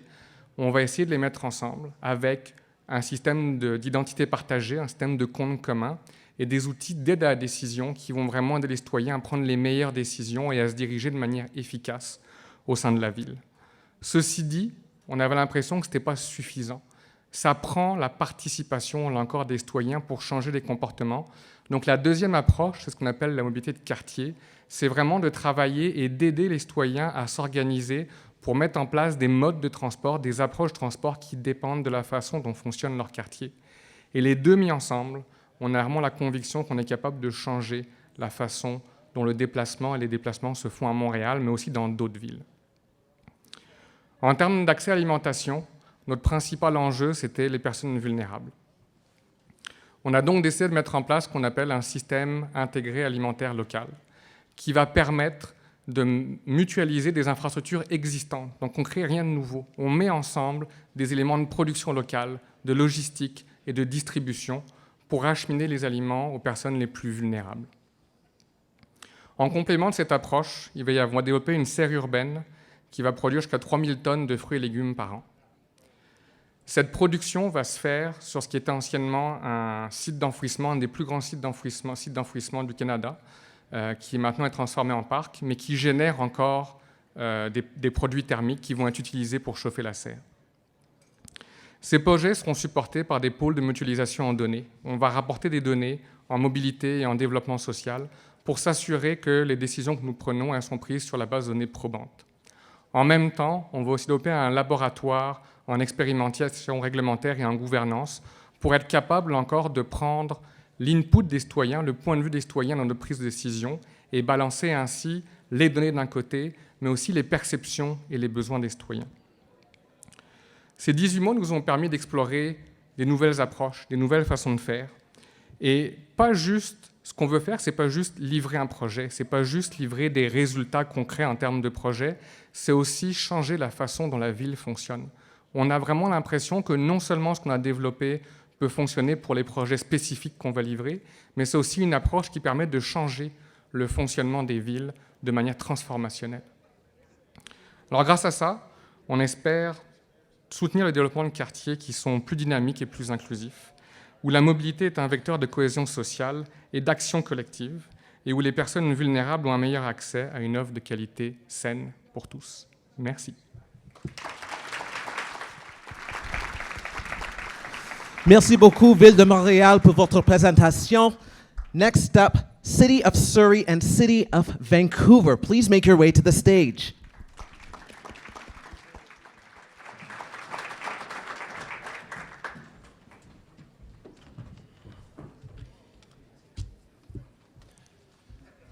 Good afternoon. Our region is struggling with increasing traffic and congestion and the challenges that come along with it. Like many cities across Canada, it's getting harder to get around, impacting our ability to get to work, move goods, and connect socially with friends and family. But what is even more concerning is our startling rates of collision. In the cities of Surrey and Vancouver, we see over 77,000 collisions annually, resulting in 23,000 injuries and up to 35 fatalities every year. Looking more closely, collisions disproportionately impact certain groups of people, namely our seniors and pedestrians, who are especially at risk. This is an important concern considering our region's aging population. Our two cities have similar challenges, but in two different contexts. The city of Vancouver is a dense urban city, whereas Surrey is a suburban city with one of the fastest growing populations in Canada. Our two cities signed a memorandum of understanding in the spirit of collaboration so that we could learn how we could address common challenges as well as unique needs of our residents. We engaged our residents so that they could identify the focus areas that mattered most to them, resulting in over 149,000 interactions. Hundreds of ideas were submitted. Thousands of votes were cast to prioritize those ideas. We reached out to our community with stakeholder workshops, with hackathons, with street teams, where we captured feedback from residents that might not else have a means to provide that valuable input. We brought in autonomous shuttles that over 4,000 people rode, providing them an opportunity to provide their valuable input and experience this exciting new innovation that's going to transform how we travel now and in the future. Over 40% of the votes we received were related to mobility, more than doubling the submissions related to the second leading focus area. Our residents told us that our focus area should be on mobility and safety, and we crafted our Smart Cities Challenge Statement from that starting point. So we put forward a bold vision to create Canada's first two collision-free multimodal corridors. Outcomes and community are at the core of what we proposed. Improved safety, reduced emissions, healthier communities, increased availability of mobility options, more socially connected communities, increased accessibility for the community, and higher people moving capacity and an enhanced travel experience. To achieve these outcomes, we needed world-class technologies working together in an ecosystem to achieve the kind of impact we desired. To do this, we had to innovate in procurement, so we designed a global call for innovation. We received almost 200 vendor proposals from all over the world, with an accompanying $40 million almost in private capital.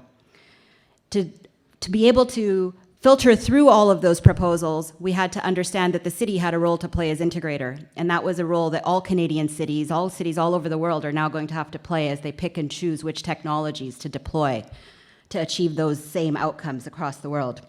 So we developed an agile evaluation process and whittled it down to over 80 projects and 55 vendors. Ultimately, we will produce a blueprint for introducing this technology in 2 different urban contexts, transforming city infrastructure and establishing new connected ways for residents to travel safely, connect socially, and enjoy an increased quality of life. By working together, our proposal is replicable by design.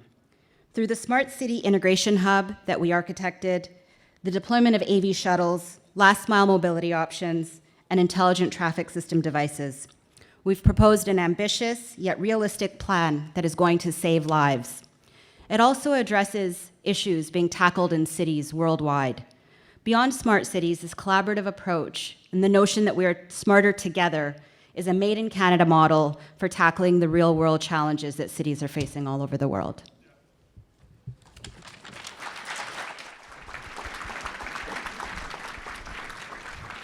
Thank you for your presentation, City of Surrey and City of Vancouver. And we just want to remind everyone watching and everyone in the room that we are now in the $50 million category. We know there's a lot of excitement about that number, but there's also a lot of excitement at every level of this challenge, because what you do in your individual communities could be replicated across the country and hopefully beyond Canadian borders around the world. So I hope you feel that excitement with me. I feel that, and I hope everybody's taking notes, because the number of brilliant ideas that have been shared in this room today is mind-blowing.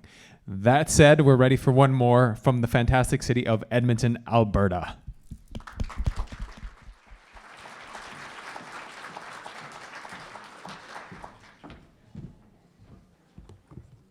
Good afternoon. My name is Wendy Ganens, and I am the Chief Information Officer at the City of Edmonton.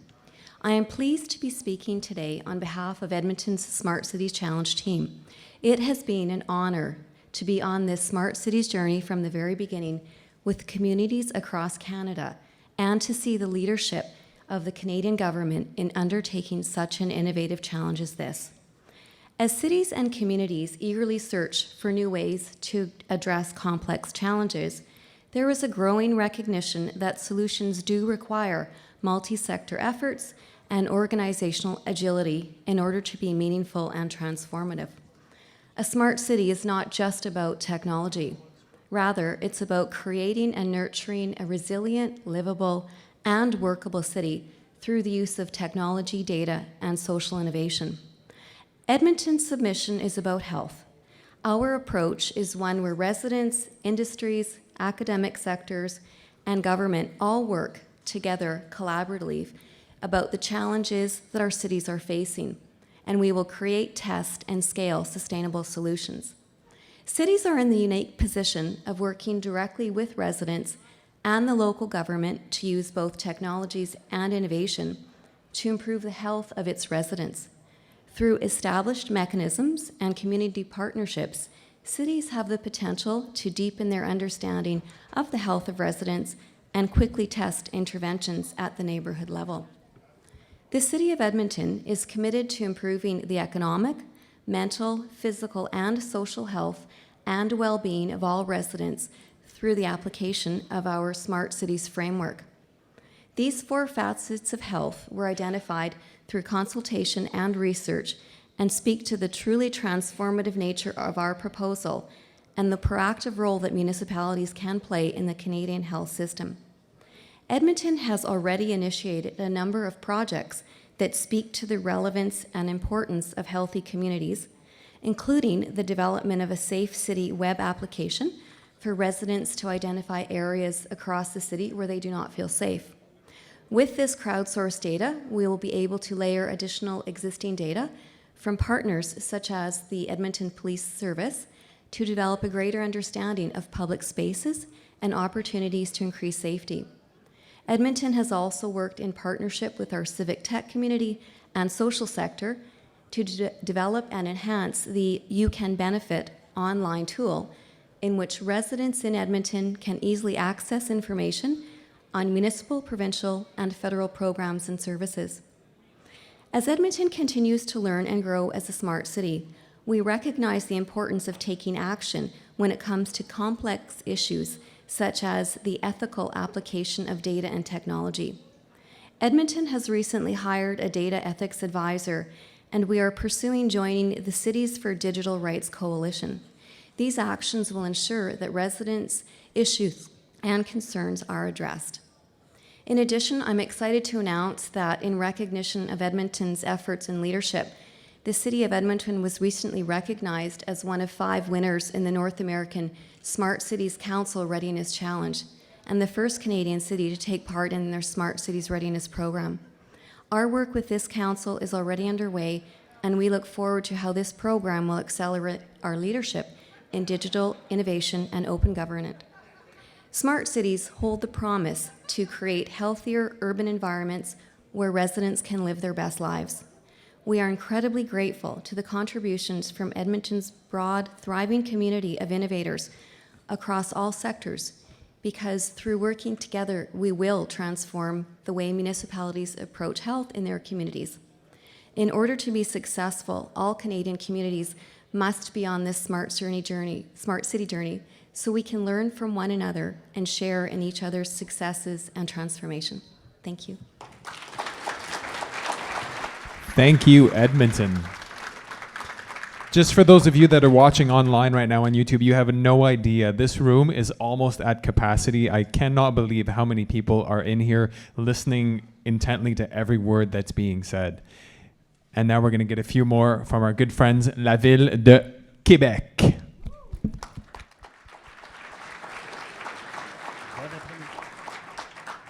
Check, 1, 2. OK. Bon après-midi tout le monde.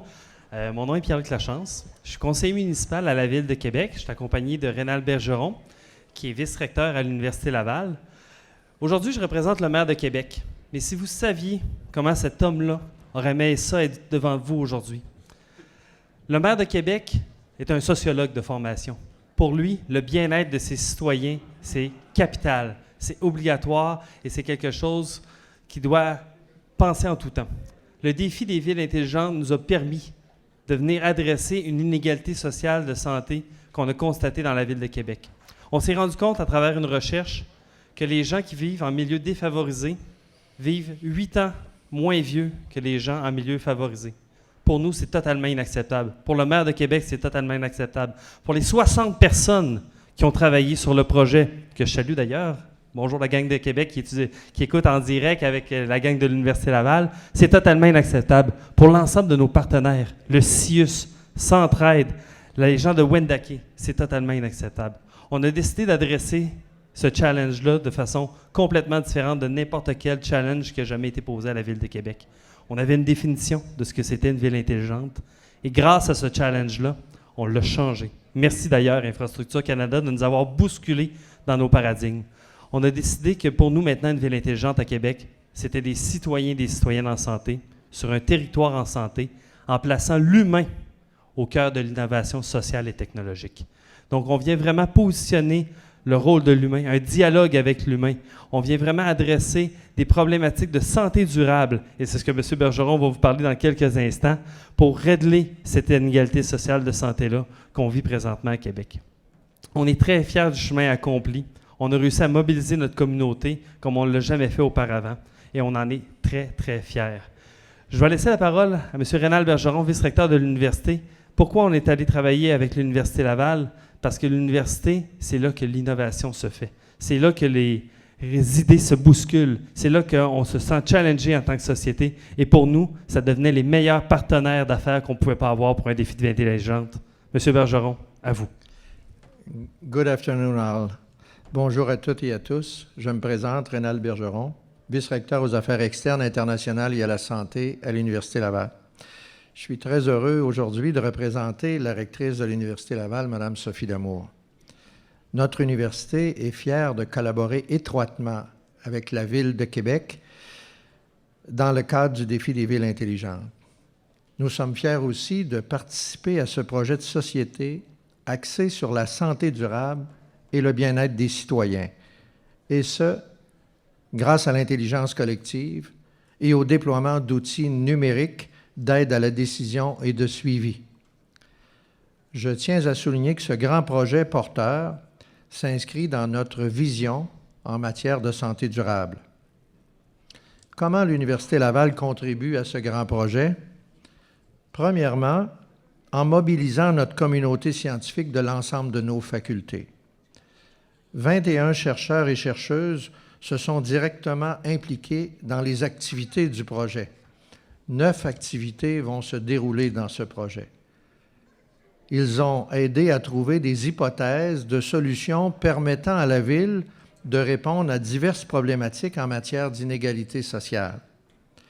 Deuxièmement, en mettant en contribution Pulsar, notre nouvel espace collaboratif de recherche et d'innovation en santé durable. Pulsar, c'est le premier réseau québécois voué à la recherche en santé durable. Cette plateforme permet notamment de collecter, de traiter, de croiser, partager et valoriser un grand volume de données de sources multiples. En conclusion, nous tenons à souligner la mobilisation remarquable, interdisciplinaire et intersectorielle de l'ensemble des partenaires du territoire qui se sont engagés à relever ce défi et faire œuvre d'une grande responsabilité sociale. Merci et bonne chance à tous les finalistes. Thank you and we wish you good luck. Thank you very much. Thank you very much, Quebec City. Merci beaucoup, Ville de Quebec. Last but certainly not least in this $50 million category, please give a big, massive round of applause to the Waterloo region of Ontario.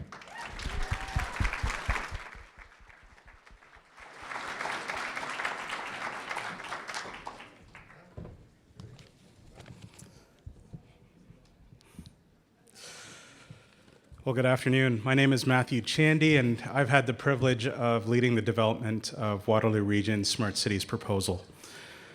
In Waterloo Region, we do things differently. We are a community of collaborators and innovators that come together to get things done. So when the Smart Cities Challenge was launched with a new and creative way of supporting communities, we knew Waterloo Region would be up to the challenge. And so, over the last year and a half, our whole community came together and united under one goal: to become the best community for children and youth in Canada. While we have a lot to celebrate in Waterloo Region, the fact is our community, like much of Canada, has its own share of challenges when it comes to our young people. Many kids in Waterloo Region are struggling with early childhood development, literacy, mental and emotional health, and they don't feel like they belong. We want to change this. We need to change this. Our goal is ambitious, but so are we. During the finalist phase, we held over 35 engagement sessions. We reached over 1 million people with our message. We developed over 40 technology and data solutions, and we raised over $105 million in matching funding. Waterloo Region social services and technology sectors are coming together with youth to create new mental health supports that are easier to access. We're going to leverage data in new ways in our schools and throughout our community to integrate programming that builds resiliency and emotional awareness in our kids. And we're going to create a network of connected community spaces across our urban, rural, and Indigenous communities where every child and youth can access technology for learning and development and other well-being supports. And we're working with over 50 new, amazing local, provincial, and national partners to make this happen, like UNICEF Canada.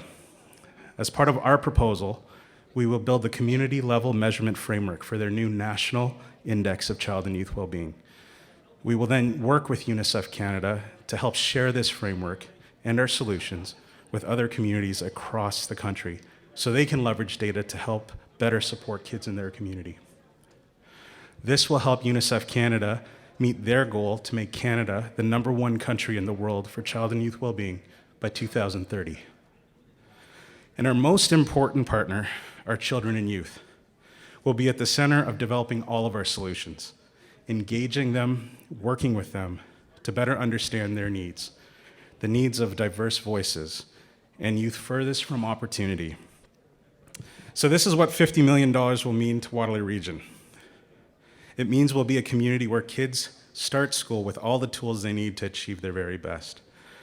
A community where children have the highest literacy rate in the country, where youth report positive mental health and are more resilient and happy. A community where children and youth feel like they belong, are connected to their peers, and have a say in their own well-being. It means Waterloo Region will become the best community in Canada for kids. We have the culture of collaboration, we have the expertise, we have created the plan, and we're ready to work with partners and communities across Canada to make child and youth well-being a top priority. We are ready. Join us. Thank you. Amazing. Thank you, Waterloo. Wow. Now I'm torn between Guelph for the food and Waterloo for my children. It's going to be a challenge. Are you moving? I may. And listen, you could live anywhere across this country right now. I feel like we've had the Awesome privilege of communities. really traveling right across the country and Very learning so much about all these great communities. Vraiment. That said, thank you to all of the presenters. Thank you to all the communities. Thank you to all the finalists. We're now going to take a break. We're going to come back for the big final announcement. So don't go far. Don't go anywhere. Thank you, everybody. Thank you, everybody watching. Stand by, and we'll be back very shortly with the winners. That's right. Stay tuned.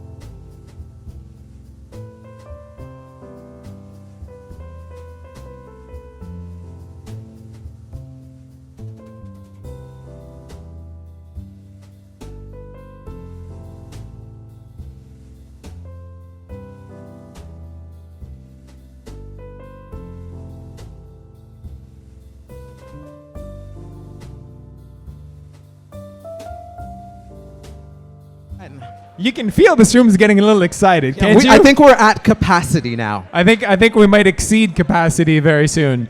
All right, I'm just going to do a quick reminder. Everybody that's following us online, if you're in the room, if you're tweeting, if you're on Instagram, hashtag Smart Cities Canada.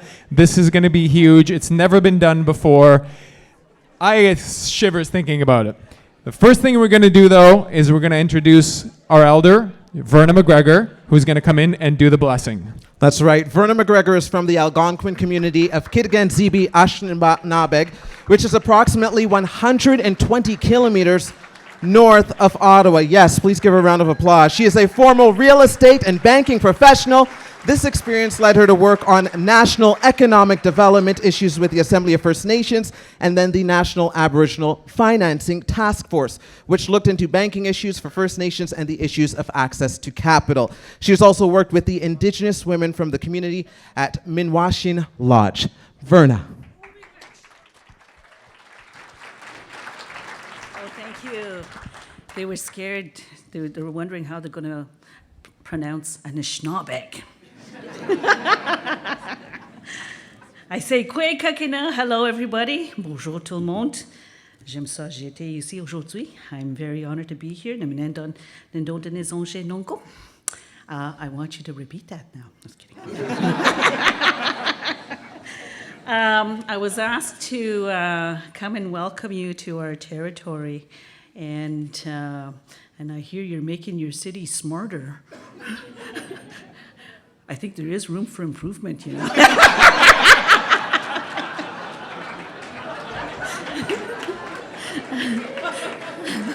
So I'm here to honor you with sharing your smartness. So really quickly, for us, this is our traditional unceded territory. For us, what unceded means is we call ourselves a Mamaninawag, which is the nomads. So we're still our hunters-gatherers. And people say, so that's why it's unceded? You didn't believe in seeding? I said, yes. But that's not what it is. Amazingly, we don't have treaty. We never signed treaty here, similar to the treaties out west, which is like for the development of the land. So this is still our traditional territory. So is the land out west. This is all our traditional territory. But the significance of Ottawa here is that when I say, hello,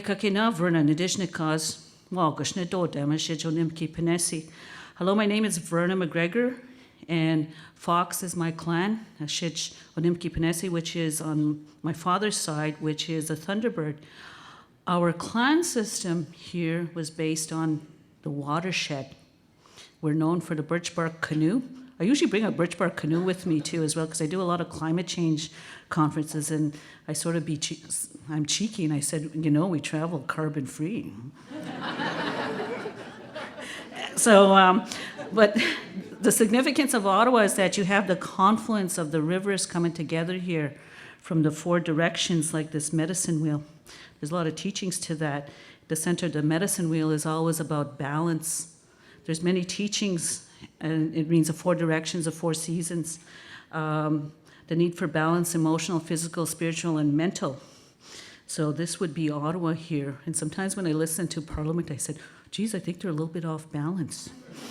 but this was an important meeting place because of that, and we'd meet here prior to contact. And again, with colonization, we were removed from here too as well. So in honor of welcoming you to our territory, I'm just going to say a little welcoming acknowledgement. It's an acknowledgement that sometimes we forget that we're blessed with so many things, including the earth, the four elements, the earth, the air, the water, fire. And that one of the biggest teachings here too as well of this medicine wheel is that although we have different colored skins, different beliefs, different understandings, what binds us together, whether we like it or not, is that we're connected. We all share this earth. And that's why we also all need smart cities, because what we're doing as humans these days is not very good for future generations. So on that note, I'm going to say just a little acknowledgement, and I say it in the language to acknowledge our ancestors whose lands we're meeting here today. And afterwards, you have to listen intently because I'm going to get you to repeat it afterwards. I was kidding. But it is the year of the indigenous languages, that's why. So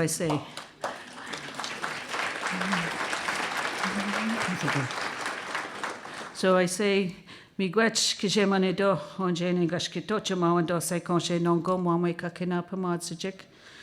We do ko agyan in genuine dognak den is wagonje janagdo wabandan in the kimanan shkaki question cause on in the kimanan. We do ko pamad sujik janagdo wabandan kakena mam de gen Nishnaabeg. Miigwech onje kakena ete kishugon kizes to be kizes a shijanang shak. Miigwech onje ya kakin mam de ge. Ningunokumisnan ya tibi kizis. Onje unagdo amadan ya kakina nebi punksing. Saigan, zibi ensek, ashich kichigagam. We dokwage kwek janagdo amadan ya kakina nebi. Miigwech onje nasewen kagimishin he, onje jim minopamadzion. Miigwech onje ya shkode kagimishin, onje chimino abjitoyan.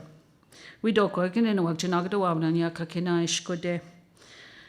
Miigwech onje ya kakina etegia onje mamdege Biigtigong mashkiki mijishki kakina wesizak kan sheshkwat nigwede simen kego kijemane do ashishkana nojguj nigwede simen Miigwech onje nongom ashitwido pagya kakina ninjinwen daganak denizwa gonje onje ya odoshtonya smart cities Miigwech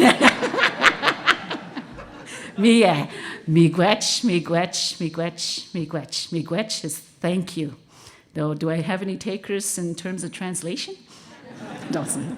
I wish you well and all the best to the winners, but I think you're all winners in terms of coming to this stage. And good luck to you all. Thank you. Miigwech. Thank you, Verna. Thank you, Verna, and miigwech to you as well. When I grow up, I want to be Verna. Absolutely. Without further ado, we're going to get down to the final business. I'd like to introduce $75 million. Your Parliamentary Secretary of Infrastructure and Communities, Marco Mendicino.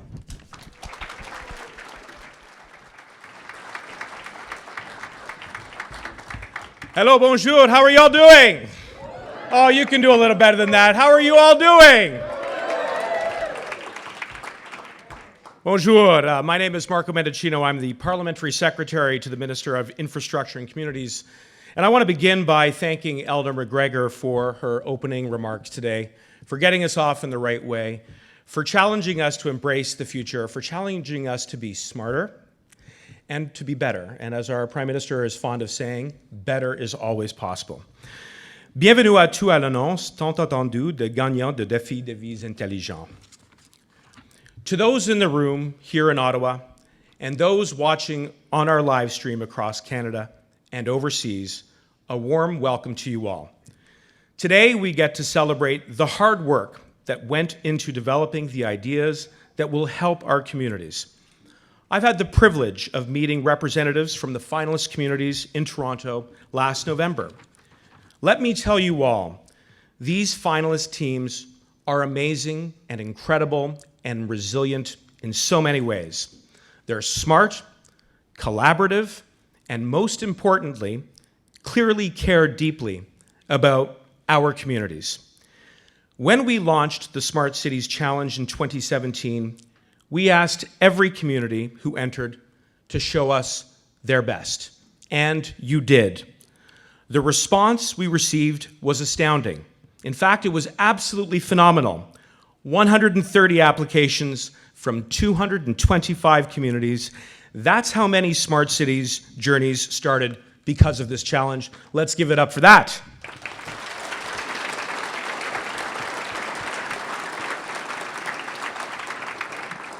And after all that hard work, here we are today to celebrate all of the participating communities, the finalists, and the winners. And trust me, you are all winners. Les candidats de chaque catégorie sont des excellents exemples de génie canadien. est-il fort dire que la tâche confiée au jury n'a pas été facile? I want to say that there has been no greater champion of the Smart Cities Challenge than the Honorable François-Philippe Champagne, our Minister of Infrastructure and Communities. Et c'est avec grand plaisir que je vous le présente maintenant. Mesdames et messieurs, mon ami, mon collègue, François-Philippe Champagne.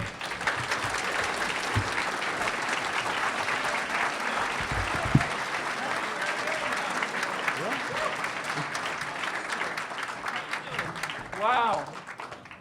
We are excited. Oh, I am. I just, wow, the excitement was beaming in the house. That's why we're a bit late. You know, everyone wanted to be at the party today. Let me first thank the elder. Thank you for always blessing us with your words, Miigwech. It's always a pleasure to be grounded before we start something as important as the first Smart City Challenge in the country. So we have a lot to be excited. But let me recognize and thank you, Marco, for the amazing job. We're going to do that together today. And I promised you we have not even rehearsed once. So we need to get it right in the first place. But we're going to do that together. This is like a big family coming together. But let me recognize a few people which deserve recognition. First of all, I see Elizabeth May, which is here. Elizabeth, thank you for blessing us with your presence. It's always a pleasure to be with you. You made me smile as I was walking these stairways. I said, here we are. Great. Thank you for being with us. I also want to acknowledge Minister Soe, who was really the person behind the Smart City Challenge. So Minister Soe, are you still with us? If you are, why don't you wave? Okay. I think he must be still with us. He is really the instigator with the Deputy Minister and the whole team about the Smart Cities Challenge. I really want to recognize him. There's Matt Jenneru also is with us. Matt is my official critic. I think Matt Jenneru is in the room with us, and Matt is just there. So thank you for being, as you can see, being smart has no party. We all want to bring the best out in Canada, and having Matt with us is a great, it's a great chance. So thank you for being here. And there's many members of Parliament. I cannot name you all, but I'm sure you recognize who you are.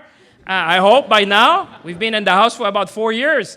Thank you for being here, and thank you for being with your community, because today is a very important moment for a lot of people. Marco said it, a lot of people spend a lot of time, and it's a real honor to welcome our Smart Cities Challenge finalists, both here in the room, but also there are people watching us from their communities.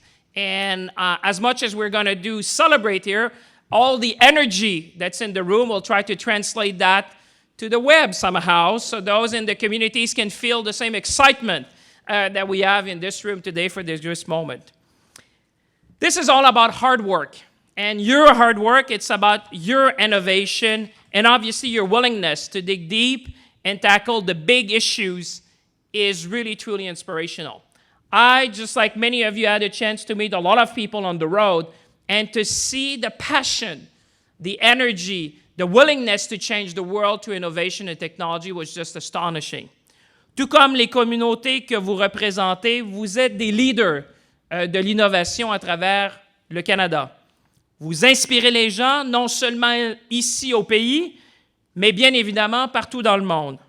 J'ai hâte que le monde puisse découvrir les innovations mises au point par nos finalistes du Défi des villes intelligentes au Canada. And although we are here today to announce the prize winners of this competition, every single community who participates in this challenge is a winner. And I want to really emphasize that. We have said everyone here is a winner. Everyone is truly a winner. Because our aim, our goal was to select a few finalists. But our mission is to make sure that every single project affects a community in Canada, that we can bring the best out of Canada. This is our soft diplomacy. My dream, your dream, our dream should be that we bring these innovations from coast to coast to coast, and hopefully together we can change the world. The Smart Cities Challenge is about smart ideas. It's about communities who are willing to transform themselves into centers of innovation. It's about communities who want to push the boundaries of technology for the benefit of their residents. How can we harness technology and put people at the center of our goals and what we can do in communities? We wanted to create an environment where Canadian communities can partner with businesses, entrepreneurs, and academics to learn, to test, and to share a solution. We have succeeded. You have succeeded in creating the foundation for that excellent work across Canada. Le défi s'est déroulé de façon typiquement canadienne. On pourrait penser que des collectivités auraient été en concurrence les unes avec les autres, mais bien évidemment, comme Canadiens et Canadiennes, ce n'a pas été le cas. Partout au pays, les communautés se sont associées et ont échangé des idées. Some submitted joint projects. All are excited to continue sharing their solutions long after the competition is over. And this is truly Canadian. People were not competing against each other. People were teaming up with each other to bring the best for the community with the hope and the goal to transform not only their communities, but obviously the whole country and hopefully to inspire the world. We are proud of all the applicants and all the finalists in the first Canadian Smart Cities Challenge. And before we get to that very exciting moment where you all came in and why those at home are making sure that we keep on script, we would like to say a few words. You have to stay with us. Why our government decided to create this challenge first. We have to build the excitement, otherwise it's... Don't worry, there's only 50 pages and I cut it short. But you'll see, the best is for the end. That's where we're going to name the finalists. Our goal, as I said, is to harness all the technology at our disposal to build better, smarter, and my hope is greener cities.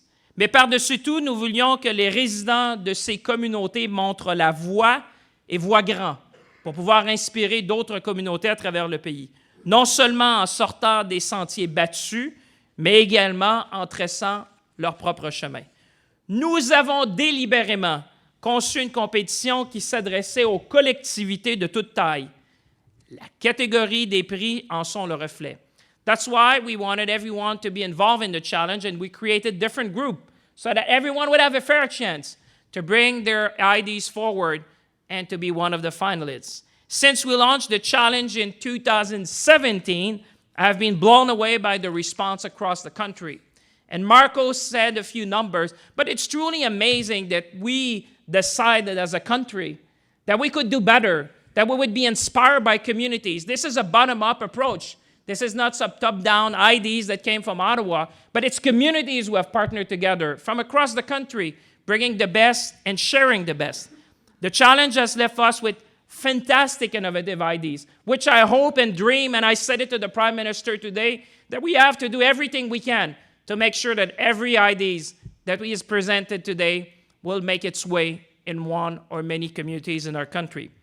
And you were tackling very serious issues in our communities across the country. Let me name just a few.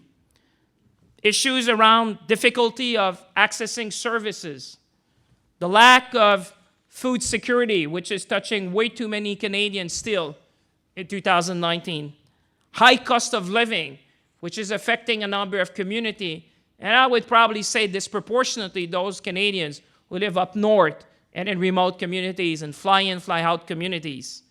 Nos finalistes ont également été attentifs à de nombreux défis touchant les collectivités. On parle de l'accessibilité à l'éducation, la mobilité, l'atténuation des catastrophes naturelles, la préservation des langues et des cultures autochtones, et l'aide aux personnes vieillissantes dans leur propre maison, et bien évidemment, bien plus encore. What I'm really proud today is that we want to create a special event, like the one you're attending today, to make sure that every IDs could at least be seen by many. Because our goal, my goal, and your goal today, we should all be ambassadors of what we're going to be witnessing today across the country, so that we are ambassador of these good IDs. I try to do it in my own work. Wherever I see a challenge, I think about one of the city challenges that has been presented. How can we help other communities? And my hope is that other communities will now look at solution and say, hey, maybe we can use that. Maybe we can adapt it. And maybe that can help solve our own problems. And as you can imagine, choosing the best proposal was a really tough job. That's why I left it to a very expert panel. I am really, really indebted to the independent panel of judges. Most of them are here today, and I want to thank Mark Romoff, who is here in the room today, the jury chair, and the 12 other men and women who spent many hours reviewing the proposal. For those of you who are in the room today, please give us a wave so that we can all applaud you and celebrate your incredible contribution.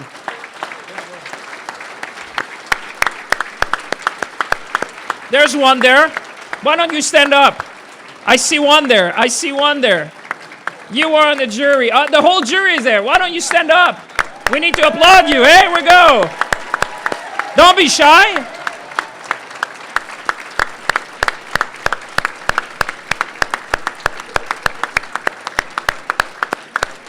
You're the one who made the tough decision, not me. I wanted people to know who you are. J'aimerais également, chers amis, remercier l'incroyable équipe d'Infrastructure Canada qui a travaillé à ce tout premier défi des villes intelligentes. C'était une première pour nous et qui a appuyé évidemment les collectivités à travers le pays à chaque étape de cette importante compétition. Deputy Minister Kelly Gillis, which is with us today, I would like you and your entire team to wave at us so we can applaud you as well for the amazing work you have done to bring us forward. There is the team. They are the ones who made sure that you would get the documents on time, that you would understand the rules, and most importantly, that will cut the check that will go to the winners.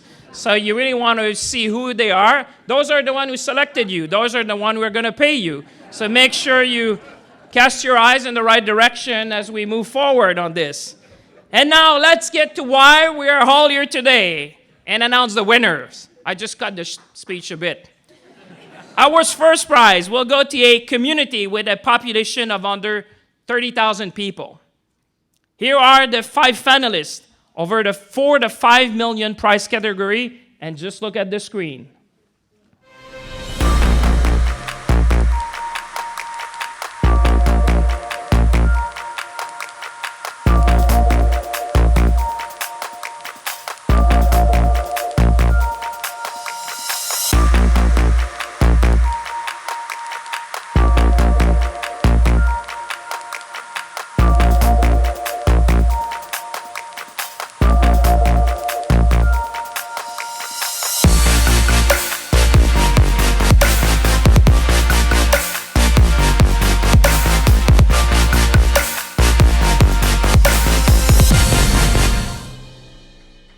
Wow! Congratulations to the Biigtigong Nishnaabeg Pic River First Nation, the CREE Nation of EASTMAIN in Quebec, the town of Bridgewater, Nova Scotia, the Mohawk Council of Akwesasne in Quebec, and the city of Yellowknife in the Northwest Territories. The winner of the 5 Million Smart Cities Challenge Prize is the town of Bridgewater. Congratulations to the town of Bridgewater, Nova Scotia. Why don't you come in front? Come join me on the stage. Come join me on the stage. Congratulations. Here we are.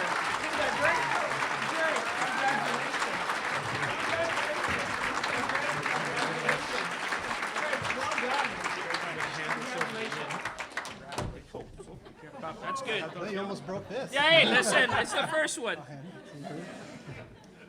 Here you go. So I have 20 minutes that we said? 20 Oh, minutes? pretty much. You do. Share with us your passion. You think you can prepare for a day like this, but you can't really prepare for a moment like this. First, I'd like to thank Infrastructure Canada and the Smart Cities Challenge jury for your time and your effort and your all of the resources that went into making this this possible. I want to thank the 41 individuals or groups that offered letters of support. You are truly our community partners, and without you, this wouldn't be possible. I need to thank my incredible staff. especially on this initiative with Leon and Jessica heading up the Smart Cities Challenge. Without them, we certainly wouldn't be here today. For our current CAO, Tammy, and our former CAO, Richard, who kept the team in line and kept their focus through all this. So thank you very much. To my town council, whose vision and determination to lift people out of energy poverty was not limited to the borders of our community. We wanted to ensure we had a plan that had no bounds and no borders, something that could truly be scalable for the globe. And finally, to our community, who embraced us, embraced this challenge, pushed us to do the very best that we could. We will not let you down, and now it's time for us to go out and change the world. Thank you.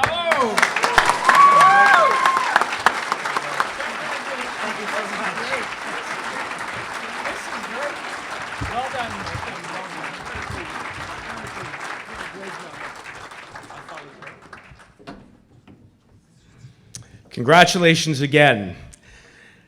Now we have our $10 million prizes, and there are 2 prizes to be given out in this category for the communities with populations of under 50,000 people each. Let's now take a look at the 10 finalists for the $10 million prize category.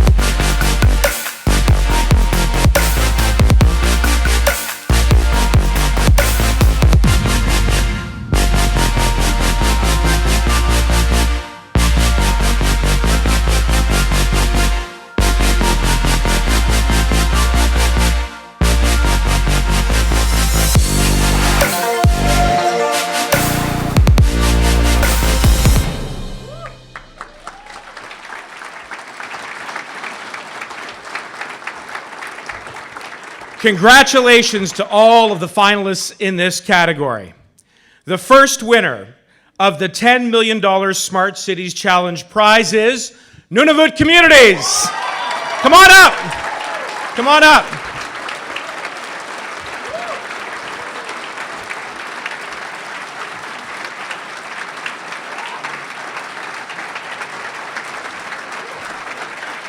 Congratulations. Congratulations, man.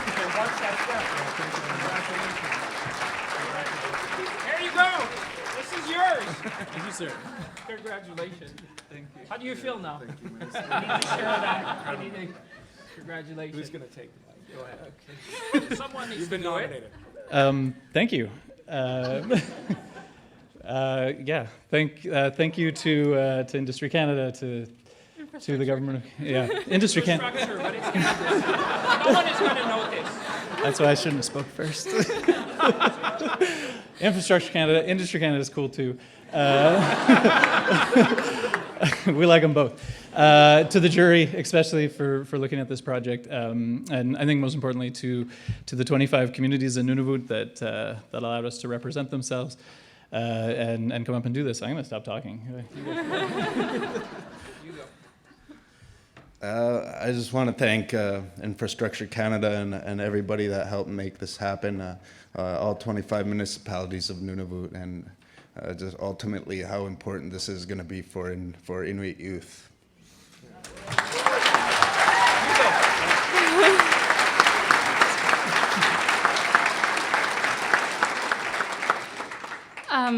I just wanted to say thank you also to Infrastructure Canada, the Smart Cities team. I really want to thank Brian and Tony from the Nunavut Association of Municipalities who really brought this idea, who conceptualized it, and and allowed us to work together and really form an amazing team with the Embrace Life Council and the Kaujigi Health Research Center. The people at the Makerspace in Iqaluit, they have been such an amazing example of what is possible and what can happen, and we're so excited for the possibilities. To Chelsea, you are an amazing, a strong, fierce leader. Thank you so much for working with us. Thank you, everybody. This means so much, and we hope we will live up to the challenge. Thank you.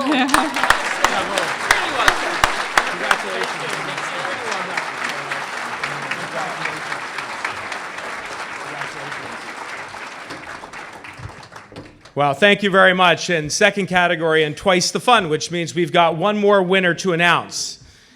And the second winner of the $10 million Smart Cities Challenge prize is the City of Guelph and Wellington County.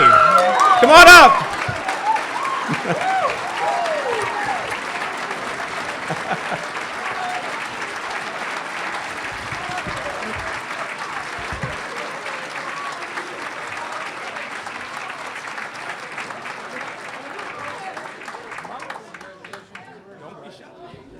Come on stage. How you doing, man? Good to see you again. Congratulations. Thank you so much. Thank you. Thank you very much. Congratulations. Yeah. Congratulations, sir. Congratulations. How do you feel? Share that on the microphone. Share that. Congratulations. Watch your step here. Just watch that step. Congratulations. Congratulations. Share that back here on the microphone. Congratulations. Who's going to take it? Go ahead. We can all squeeze here. You go. I'll go. Wow, what a great honor. We've had some real tough competition in this category. So fortunate that our project was selected among some really, really strong contenders. And so congratulations to all the municipalities that have made it this far. Your projects are well deserving, and we look forward to seeing how you'll continue to find creative ways to benefit all our communities in Canada as we move forward. So thanks so much to Infrastructure Canada, to Minister Champagne for building the Smart Cities Challenge and for making this opportunity possible. This challenge has truly inspired us. It's inspired us to be more innovative and collaborative, and has inspired the County of Wellington and the City of Guelph to work together to strengthen our urban and rural partnership and evaluate our communities, our food systems, and our unique perspectives. So this prize is going to have a huge, huge impact on our communities. Not only over the course of the next 5 years, for many years to come. It will help us create a roadmap for circular food systems elsewhere too, and as a community, big or small, they can replicate what we plan on doing with Guelph Wellington. Food availability, food security, cost, disposal of it are issues that impact all of us on a daily basis. So once again, thank you to all of our staff and partners who did so much hard work and who contributed to this project. We could not have done this without their support and dedication. It was a community challenge, and it will take a community to solve it. Wellington County is thrilled to partner with the City of Guelph for this exciting project. And I'll pass things over to Mayor Cam Guthrie.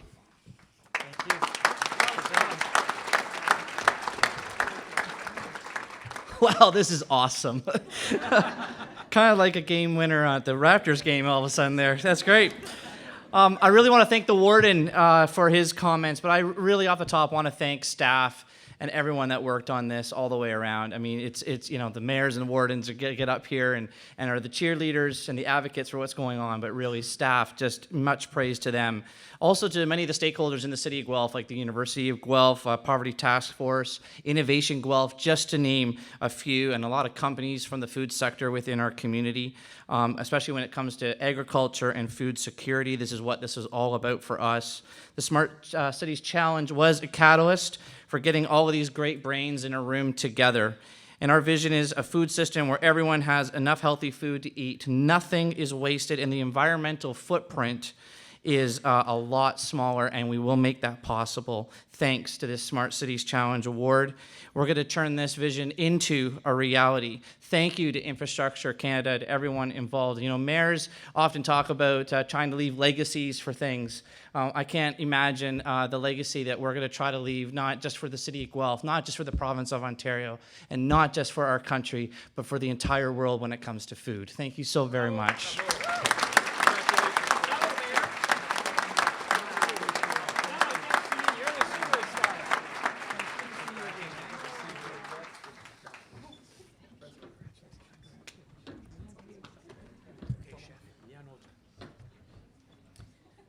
All right, I think there's still one to go, right? Oh, really? Okay, right. No, just joking, huh? Obviously, I know that everyone is still on the edge. There is still one big prize to go. Enfin, surtout, nous avons notre prix de 50 millions de dollars. So the next prize is $50 million. If you wanted to see commitment, where are the dollars to support the innovation, the technology, and the smart city? You see it now. With all our winners now and all the programs, because we have to say that every finalist receive enough money to build the project. And like I said, everyone is going to leave this room as a winner. But now we needed to pick one. We needed to pick one city in particular. And this was open to municipalities of all sizes in Canada. Jetons un coup d'œil aux 5 finalistes de la catégorie des prix de 50 millions de dollars et plus.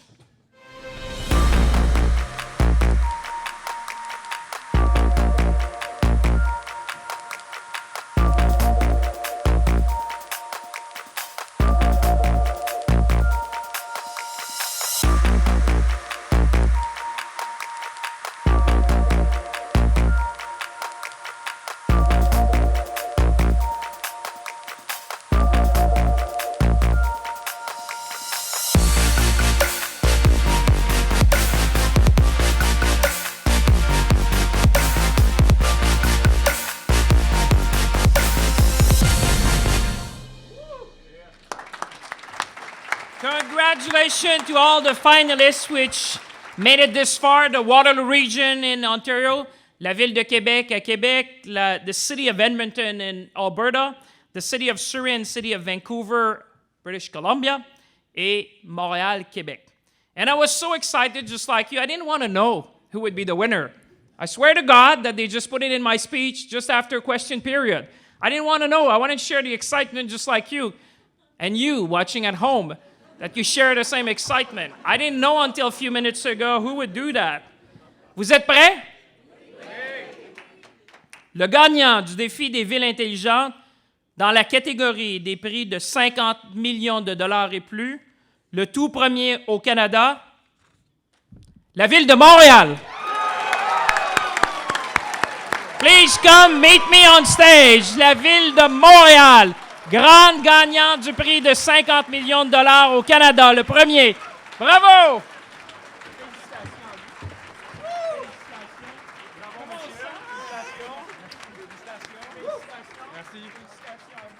Merci beaucoup, merci.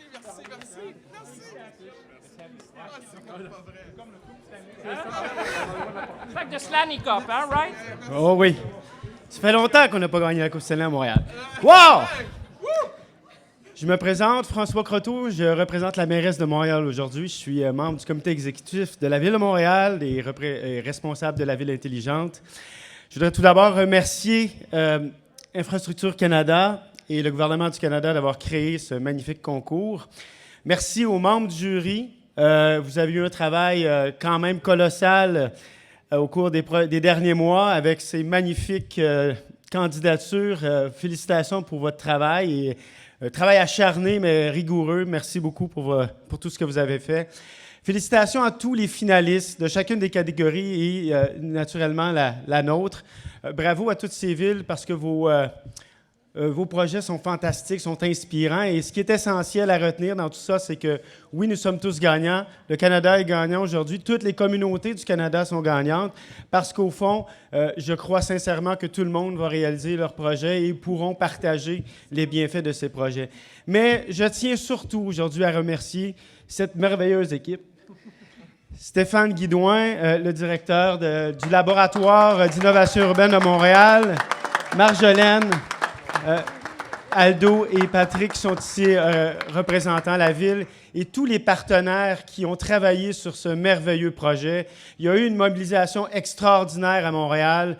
Nous avons créé donc un vrai projet de partage, de coworking, de design. Il y a eu une mobilisation citoyenne qui nous a propulsés à dégager ce projet qui, franchement, nous inspire et qui saura créer un vent de renouveau à Montréal. Stéphane a parlé tantôt de transformation urbaine. C'est vraiment un projet de transformation urbaine qui met l'humain au cœur de nos préoccupations, qui fait en sorte qu'une ville intelligente, ça se développe pour le bienfait de sa population. Une ville intelligente, c'est une ville qui travaille à améliorer la qualité de vie de ses citoyens au quotidien, et c'est une réalité pour laquelle nous allons travailler au cours des prochains mois, des prochaines années, et nous souhaitons de tout cœur que le résultat de ce travail génère encore plus d'idées partout à Montréal, mais partout au Canada.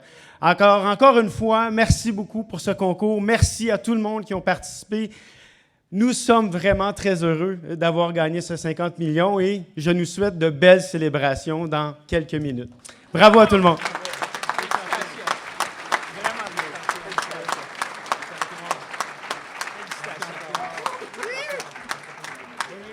Félicitations encore à nos collègues de la ville de Montréal. C'est tout un événement aujourd'hui. I just want to say, as we come before the celebration, I just want to say congratulations to everyone, to all the 220 communities who applied to the challenge. Thank you for sharing your vision and your innovative ideas that will transform our nation in a way that we could not expect. To the 20 finalists, congratulations in making it, and thank you for your tremendous work. Like we said today, and I would want to make sure that we give them a big round of applause because you are truly winners. This was really a Canadian endeavor, something we should all feel proud, and each and every one of you, when we come to this side, we are all winners. We're all going to celebrate together, and your proposal and your solution will benefit communities across the country. We will do our part to make sure that more and more people know about what you have put forward, but I count on you. If I had one ask, usually it's the other way around, but if I had one ask, I would say be the ambassador of the great ideas that you see. Be the ambassador of Smart City across the country. Be the ambassador of Smart City Challenge around the world, because together we can certainly inspire many communities in the world. And to the winners, I just want to say, the world will be watching you as you bring your vision to reality and transform your communities. Make Canada proud, and we will all be supportive to you in this great journey. Merci, mesdames et messieurs. Joignez-vous à nous pour la célébration. Bonne soirée à la maison. Merci. Merci, ministre Champagne. Merci tout le monde. Wow. What an incredible day it has been. Thank you everyone for coming. Congratulations to you all. The minister has said it, you're all winners, and we just want to congratulate you once again. And if you want to join us, there'll be a reception upstairs, the second floor in the Auborn room. You can just go out to your right up the stairs, and you can all rejoin there for some celebrating. Thank you again. It's been an honor and a pleasure for us to be part of this phenomenal event. Merci beaucoup tout le monde. A truly inspiring day. Thank you.